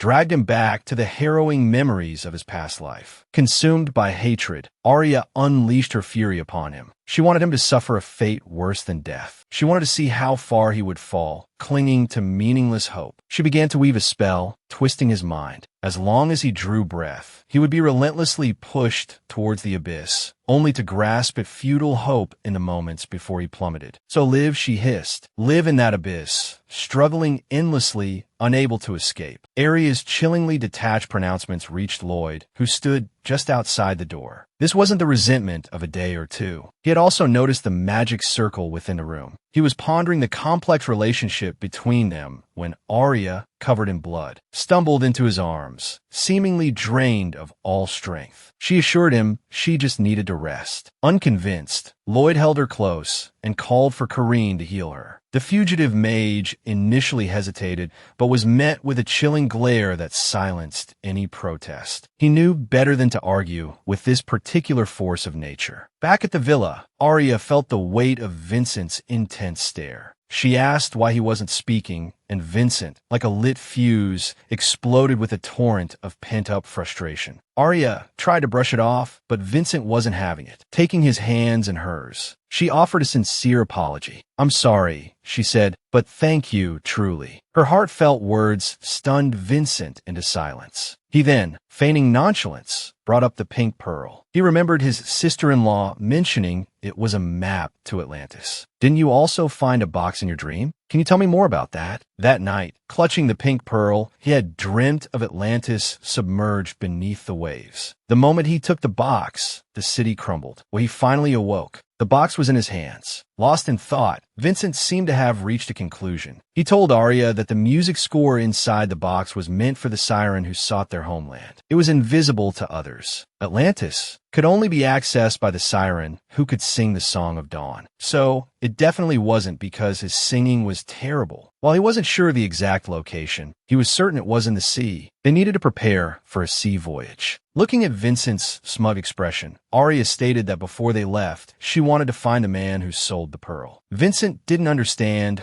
why she wanted to find that lunatic, but he couldn't argue with her insistence. Elsewhere, the Emperor, jolted awake, learned from his attendant. Ever since the Baruntha delegation's visit to the palace, the Emperor had been in a deep slumber. Waking with amnesia, he assumed he'd simply had a nightmare. Upon hearing he'd been asleep for 2 days, he wondered if he'd been frightened into unconsciousness. He vaguely recalled the girl wanting a private conversation. He should be thanking her for leaving him physically unharmed. Then, a relentless voice echoed in his mind. "Oh, Emperor, give me back my life. Where is this coming from? And why wouldn't it stop? Who is it? Who's there?" he demanded. "Are you mocking me?" Ignoring his desperate pleas, the voice continued. "You will be abandoned by all." The tormented Emperor, feeling utterly ridiculed, lashed out with his sword, attempting to silence the maddening voice. Insects like them belonged at his feet. He was the Emperor, destined for eternal power and glory. Before that, however, he had to play along, proclaiming Baruntha the heroes of the Empire. He seethed with resentment. One day, he would destroy them all. Just then, the words "you will face ruin and death" struck him, paralyzing him in fear. The phrase then began to repeat, like a relentless curse, constantly assaulting his mind. Completely overwhelmed, the Emperor felt like a fish out of water, left to cling to meaningless hope, struggling in the depths of despair. "My handsome, wealthy husband is being coveted by my nemesis," someone exclaimed. Ignoring the surrounding murmurs, the Emperor declared Baruntha the heroes of the Empire, bestowing upon them medals and trophies. Lloyd, however, looked as if he'd swallowed a fly. "Shouldn't the Duke of Baruntha be accepting this?" he questioned. In response to his daughter's inquiry, the Duke quipped that the reward was far too generous. Meanwhile, Hans, surreptitiously filming the event, whispered to his sister-in-law, "Big Brother looked like he wanted to kill someone just now." In Arya's eyes, however, Lloyd was a perfect angel. Snatching the recording sphere from Hans, Lloyd crushed it in his hand. His irritated expression was misinterpreted by Arya as unhappiness. Looking at his seemingly distressed face, she felt a pang of sympathy. Although perhaps a bit delusional, he truly hoped Baruntha could shed its demonic stigma. Just then, he spotted Bellany in the distance, the mastermind behind his misfortune. She approached him warmly, thanking his wife for taking such good care of her knight. Sensing her blatant insincerity, Lloyd found her unexpected wariness towards him rather curious. "You're referring to Gabriel, I presume? I should be thanking you for sending such an exceptional individual." She emphasized the words exceptional individual. Bellany feigned indifference, then turned to Arya with the enthusiasm of a long-lost friend. Despite her icy demeanor, her words dripped with veiled barbs, nearly overloading Lloyd's mental circuits as he tried to decipher her true intentions. After an hour of this thinly veiled verbal sparring, Bellany finally mentioned Gabriel again. Lloyd detected a possessive undertone in her voice. Had the Grand Duke lost his appeal, or was there another way to secure victory? Seemingly aware of his confusion, Bellany declared she had no intention of resorting to underhanded tactics to gain power, effectively silencing Arya before she could voice her question. Noticing his wife's unusual quietness, Lloyd asked what was wrong. Arya, snapping back to reality, claimed she was simply startled. The High Priest, clearly displeased with Bellany's behavior, called Lloyd over for a chat, likely to protest the accolades given to Baruntha. Bellany offered an elegant farewell, not forgetting to lavish Arya with insincere praise. Instead of endearing herself to Lloyd, she only reinforced his belief that she was completely unhinged. Bellany, clenching her fists at his words, fixed him with a venomous glare. "It doesn't matter," she thought. "You will be mine eventually." A devoted family man abandoned his wife and child, running off with all their money in the middle of the night, Arya recounted, her voice laced with disbelief. But he promised he'd pay off their debts. Something must have happened, she speculated. Beside her, Hans, not known for his sharp intellect, anxiously counted on his fingers, trying to make sense of it. Thankfully, Vincent didn't seem to mind Hans's struggle. Used to being told his head was purely decorative,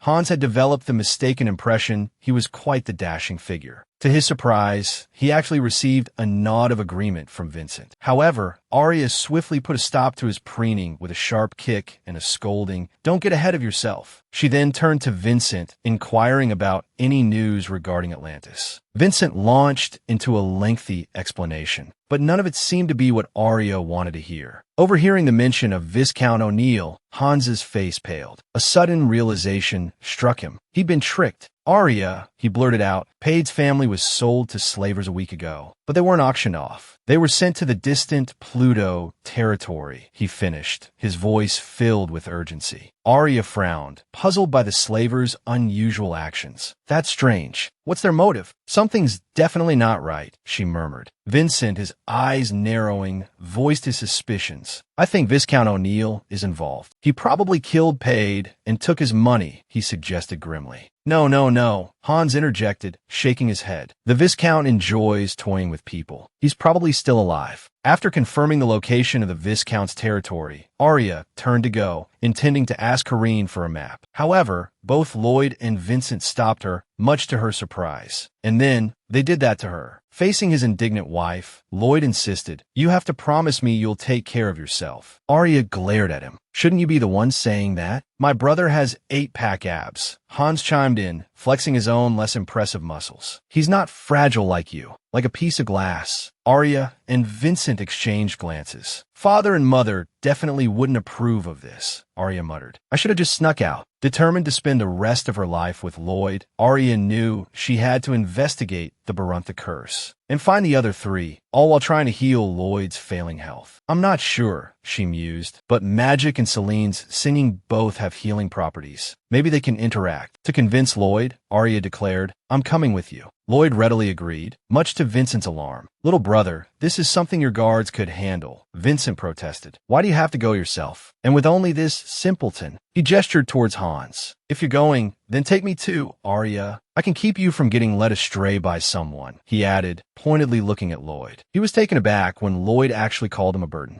A burden? Hans, I suggest you choose your next words very carefully. Vincent sputtered, indignant. A burden? He thinks I'm a burden. You'll never get a girlfriend like this, you know, he huffed. Fine. Arya, what's the plan? Arya shrugged. No plan. Is my combat prowess nothing to you? She asked, raising an eyebrow. Seeing his wife's stubborn silence, Lloyd sighed. Fine, we'll do it your way. To catch up with the slavers, they needed to borrow something from Kareen. And so, the four of them teleported directly to Viscount O'Neill's territory, landing on a remote hill far from the city. Lloyd scooped Arya into his arms. Come on, you two. Keep up, he called back to Vincent and Hans. A short while later, looking at the exhausted Vincent sprawled on the ground, Hans snapped, Get up, slowpoke. Quickly reaching the city manor, the four of them swiftly incapacitated the guards before they could raise the alarm. Lloyd, determined to find the Viscount, grabbed a passing servant. Just then, Arya heard a cry for help. She pointed towards a nearby building. Lloyd, after quickly knocking out the servant, followed Arya's directions. They continued until they heard another cry of anguish from below. The man imprisoned inside was startled at first, then cried out in excitement, Your Majesty! Worried the commotion would attract the guards, Arya quickly shushed him. Lloyd, darling, Arya said sweetly, could you please remove this window? I need to get in there. Arya repeatedly assured Lloyd she wouldn't get hurt. Knowing he couldn't win against his wife's determination, he took out his frustration on the window frame, ripping it out with a powerful tug. Arya, with a graceful leap, dropped down into the darkness. She landed softly, finding Pade muttering to himself. Suddenly, a clang echoed through the room, and then silence. Only when she felt a soft yielding beneath her feet did Pade seem to notice her. He moved aside, and Arya explained she was there to rescue him. Now listen, she instructed. I need you to yell and scream as loud as you can to attract the guards. Having given her instructions, Arya added gravely, Your family is in danger. Pade gasped, the news hitting him like a blow. Then, taking a deep breath, he shrieked in a surprisingly high-pitched voice, Hey you, come over here. The annoyed guard finally noticed Arya. Before he could speak, however, he heard a soft, melodic whisper, seemingly just between them. As if bewitched, the guard felt a sudden, overwhelming desire to please Arya, to do anything she asked. Following the subtle guidance of her song, he fumbled for his keys. Arya emerged, Pade in tow, only to find Lloyd, Vincent,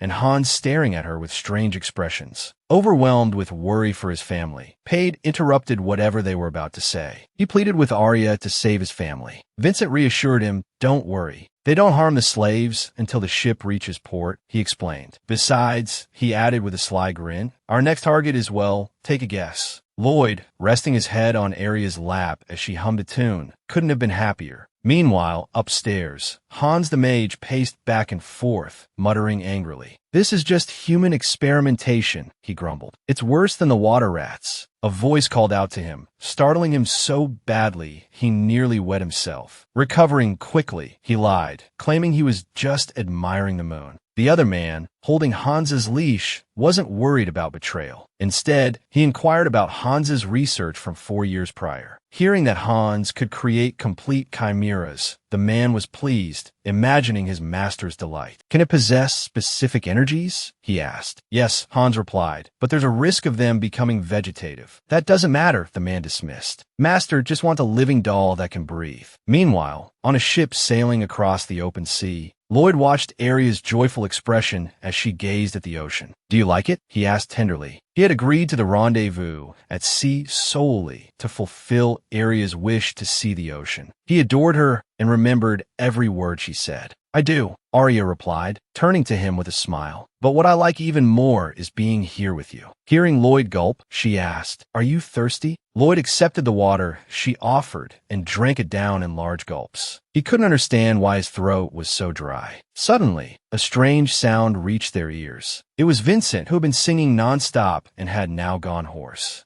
Arya, hearing that candy could help, tried to force him on him, but he resisted. Go lie down for a bit, Arya suggested. Vincent, however, was still being picky. Why don't you let me rest my head on your lap, he offered. Lloyd, overhearing this, immediately claimed he felt unwell too. Alarmed, Arya rushed to his side, prompting Vincent to wail dramatically. He even started to fake cry, vying for Arya's attention. Lloyd, reclaiming his wife's focus, whined and insisted that he needed to rest his head on her lap to feel better. Just then, the ship's captain appeared, holding 2 bottles of mustard. "Drink this, you'll be fine," he advised, glaring at the 2 bothersome men. Lloyd nearly unsheathed his metaphorical 800-meter-long blade. The captain, attempting to salvage the situation, accidentally dropped one of the bottles. And when Lloyd feigned a pained expression, the captain quickly added, "Oh dear, there's only one left now." He offered it to Lloyd with an apologetic look.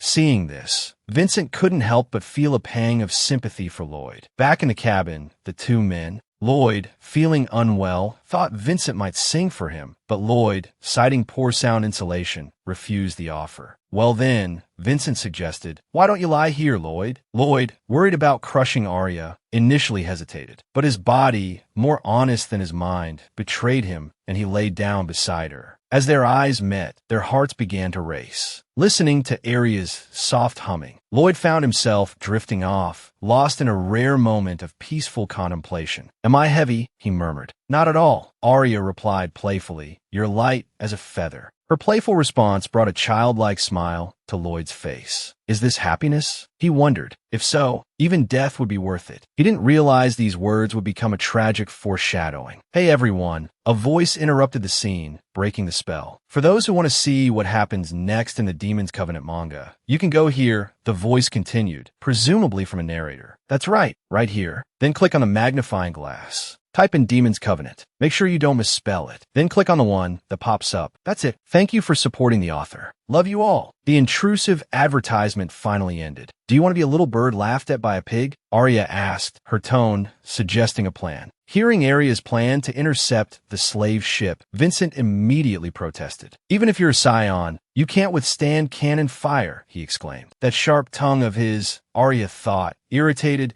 he probably floats even if he falls into the ocean. Seeing that he couldn't reason with Arya, Vincent turned to Lloyd. "Aren't you going to do anything about her recklessness?" Lloyd, ever the devoted husband, simply replied, "I'll do whatever Arya says." With the 2 geniuses refusing to think strategically, Vincent was left with the unenviable task of explaining the slaver's likely hiding place to the muscle-brained simpleton, Hans. "They'll have to pass through the Dyke Sea," Vincent explained, "and there's only one navigable route." Having pinpointed the slaver's destination, Paige suggested sneaking in alone, but Arya refused. "Do you intend to use your song, my lady?" Lloyd asked, a hint of worry in his voice. "No," Lloyd stated firmly, his tone causing Arya to hesitate. She saw fear in his eyes. They both knew the cost of using her power over such a large area could be fatal. Unwilling to risk Arya's life, Lloyd decided to take Vincent with him. "I want to go too," Hans chimed in. Lloyd, with a single glance, dismissed him, seemingly sensing Arya's worry. Vincent reassured her, "Don't overthink it. I've seen Lloyd kick people into walls so hard they couldn't be pulled out," he added. This, however, only increased Arya's anxiety. Meanwhile, the scarred leader of the slave traders, a cruel and cautious man, to prevent escapes and ensure a smooth landing, ordered his men to use experimental subjects as handlers for the slaves. This discovery would nearly push Lloyd over the edge, threatening to unleash devastating consequences. The 4 companions, lying in wait, observed the haphazardly moored ships, the large slave ship and the cargo vessel behind it. As for the smaller boats, they remained a mystery. The lax security suggested the slavers weren't worried about escapes. Perhaps they felt secure being so close to their home port. But time was running out. Even if it was a trap, they had to act now. Watching Lloyd prepare to leave, Arya felt a growing unease. "Lloyd, please come back safely," she pleaded, her voice filled with love and worry. He reassured her tenderly, promising a swift return. "Wait for me," he said. "My love," Lloyd thought later, "you promised to wait. Why are you lying here alone, refusing to wake?" Infiltrating the slave ship, Lloyd and Vincent found the surroundings eerily quiet. Just as Lloyd began to suspect a trap, they heard agonizing cries coming from below deck. Lloyd rushed towards the sound. Finding the door locked, Lloyd didn't hesitate. With a single kick, he splintered the wood and burst into the room. The 2 men recoiled, gagging at the overpowering stench of blood. A mutilated slave lay sprawled on the floor, limbs grotesquely twisted. Paid, frantic with worry for his family, tried to rush further into the hold, but Lloyd held him back. He heard a faint whimper, a desperate plea for help. "Who did this?" Lloyd demanded, his voice dangerously low. The barely audible response sent a chill down his spine. "Stay here," Lloyd commanded Paid, his eyes hardening with resolve. "I'll bring your family back." He gently draped his cloak over a trembling child huddled in the corner. Then, drawing his sword, Lloyd advanced on the monstrous figure hunched over its gruesome meal. The creature, unfazed by the gleaming blade, looked up with a mocking grin. "These are my snacks," it hissed, gesturing to the carnage. "And you'll be next." Lloyd lunged, their blades clashing in a brief, brutal exchange. Even after being cleaved nearly in two, the monstrous being lurched towards Lloyd, its movements unsettlingly fluid. "You're a bad man," it babbled, its words slurred and nonsensical. This water-like chimera seemed strangely unintelligent. Recognizing the nature of the creature, Lloyd's attacks became more focused, more precise. He sliced through the regenerating flesh with grim efficiency. "This is incredibly annoying," he thought. Could this be the work of that mage? Distracted by Arya's worried voice from above, Lloyd felt a searing pain as the creature raked its claws across his cheek. The wound, though superficial, ignited a cold fury within him. He glared at the resilient monstrosity with undisguised loathing. His disgust intensified when the creature revealed there were more like it. Lloyd's eyes swept the room, counting the grotesque figures. 1, 2, 3, 4, 5, 10 in total. He remembered Arya's parting words, her plea for his safety. "I'll be back soon," he murmured, his cold demeanor melting into a tender smile. Even as the creatures swarmed him, he spoke softly, his thoughts fixed on his wife. "Wait for me." With terrifying speed and precision, he cut them down, one after another. Lloyd urged the surviving slaves onto the deck. "Get to the other ship," he commanded. "Now."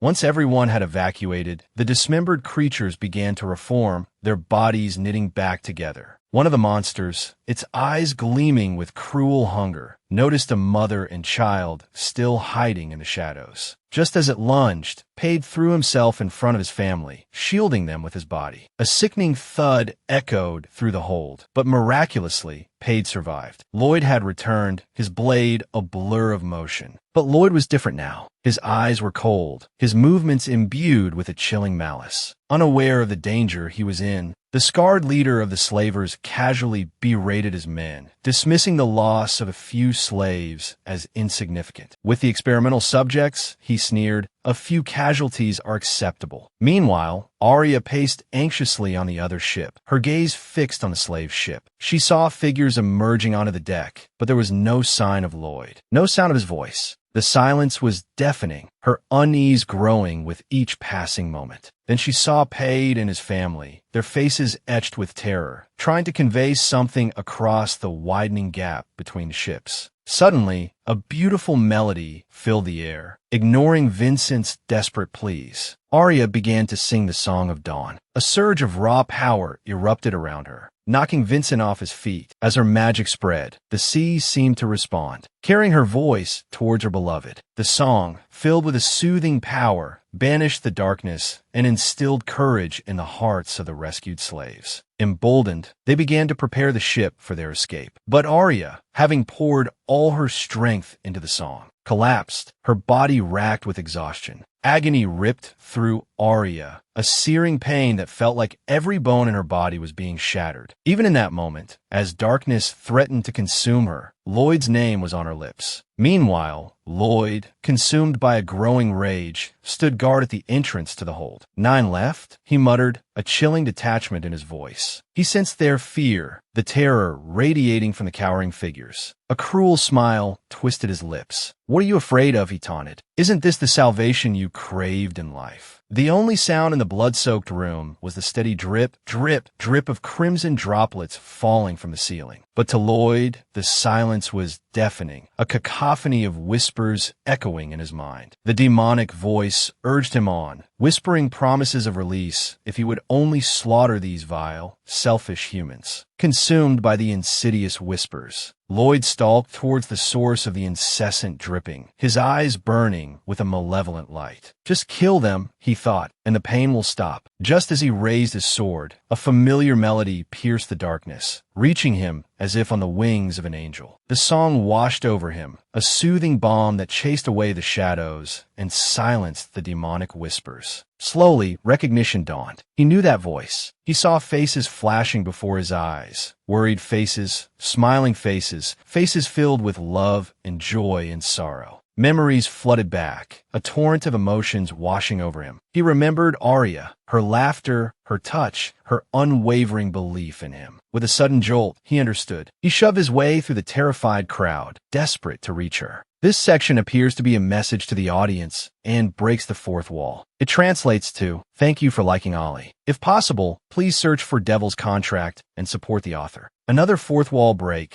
likely a personal message. "Honey, I've been waiting for you to ask me. I've also been waiting for you to tell me. Silly darling. I thought the young mistress was frail," Vincent muttered, watching in awe as Arya's song empowered the rescued slaves. "But she saved everyone single-handedly." He felt a pang of self-doubt. "I'm just dead weight," he thought glumly. "My brain's a decoration, and so am I." Suddenly, he saw a figure drawing a bow, aiming an arrow directly at him. With lightning reflexes, Vincent snatched the arrow out of the air and flung it back at the attacker. The man, startled and trembling, blurted out a confession about monsters and materials and some sort of dirty dealings. Just as Lloyd burst through the door, the crew attacked him, treating him like some kind of experimental subject. The pirate captain, realizing he was outmatched, roared for his men to help. "What are you waiting for?" he bellowed. Several men charged forward, brandishing AK-47s, but Lloyd dispatched them with terrifying ease. He casually impaled one on a nearby railing, then turned to the captain, demanding information about the experimental subjects. The captain, feigning ignorance, looked around nervously. His gaze landed on a bound figure huddled in the corner. The man's handsome profile reminded Lloyd of someone. "Who is he?" he asked, his voice laced with suspicion. "Is he one of your associates?" "I can't believe he'd have such an ugly companion," the captain scoffed. "But why is he tied up?" "I didn't want the boss to find him wandering around," the captain lied smoothly. To his surprise, Lloyd seemed to believe him.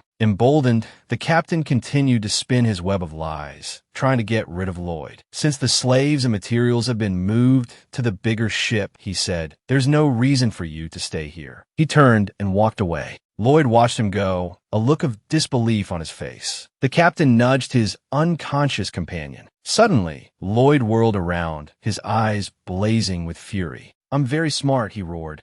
"And I know that liars' eyes dart around when they're telling a falsehood." The commotion on deck finally attracted the attention of the scarred leader. Meanwhile, Lloyd, carrying the bound figure, asked where the young master was. Unbeknownst to him, Lloyd was frantically running back towards the other ship, his heart pounding with dread. He saw Arya lying unconscious on the deck. Guilt gnawed at him. He had forbidden her from coming, fearing for her safety, but she had come anyway, driven by her love for him. He gathered her into his arms, his mind reeling with self-recrimination. The demonic whispers returned, their insidious voices urging him to destroy everything, everyone around him. If that dream were real, Lloyd thought, his voice a choked whisper, Arya would have thrown herself between us, frail as she is. Even if the three of us were at our strongest, he continued, his mind racing, against the malice of a god, we would be enemies of all living things. If it came to that, he wondered, despair creeping into his heart. Could I even go on? Arya, please wake up. I can't lose you, he pleaded, his voice thick with emotion. His unconsciousness was filled with longing and anguish. He drifted in a haze of pain and worry, unsure how much time had passed. Finally, he awoke. The familiar decor of his room swam into focus. When had he returned? How long had he been asleep? Is that Lloyd? He murmured, his voice still thick with sleep. The scene felt strangely familiar, a disquieting echo of something he couldn't quite place. The recognition jolted him fully awake. He sat up, his heart pounding. Lloyd, he exclaimed, relief flooding through him. But then he noticed something was wrong, terribly wrong. Your eyes. He stammered, his voice laced with fear. Why didn't you tell me they changed color? They're lighter, faded. They're gray. I just slept. What happened? The change was undeniable, a chilling sign of some malevolent taint. Even if it was futile, he knew he had to find Carlene. Maybe she could restore them. Their sudden commotion roused Luna, who had been sleeping peacefully beside them. He pulled her close, holding her tight, murmuring reassurances and apologies. He grumbled about the quack behind him, still clearly unimpressed with the physician's skills. Arya learned from the golden-haired man that she had been unconscious for 3 whole days.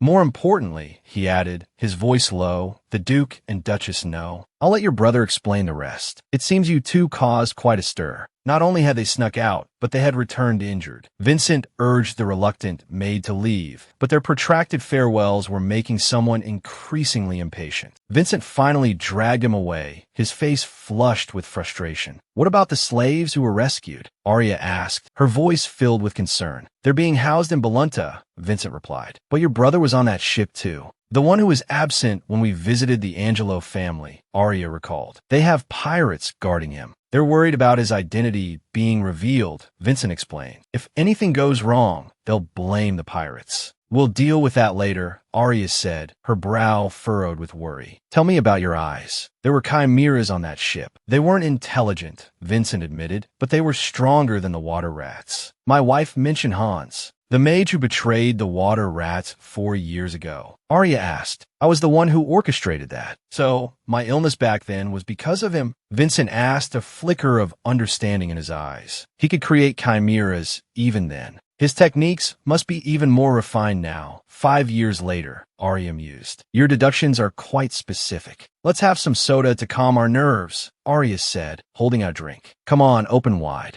Her playful demeanor reminded him of 4 years ago. Back then, he had thought he was dreaming. Did you take care of me like this back then too? He asked, his voice soft. Tell me. I want to know. Please. Did you look after me? Did you feed me and give me water? Hearing the answer she longed for, Arya, barely containing her joy, asked why he had kept it a secret. I would have loved to know, she confessed. Now that we've cleared that up, she continued, a mischievous glint in her eyes. Can I ask the question I've been dying to ask? She felt a tingle as his fingers brushed against hers. It seemed he couldn't keep it hidden any longer. Do you know what the secret is, baby? He asked, his voice low and teasing. This section breaks the fourth wall and appears to be a message to the audience. The author of this comic loves it. It's truly wonderful. Thank you all for loving Arya. This season of the comic has concluded. You'll have to read the remaining 20+ chapters on your own. If you don't know where to read it, you can check out the continuation of Devil's Contract. If you have other favorite comics, you can also let Arya know.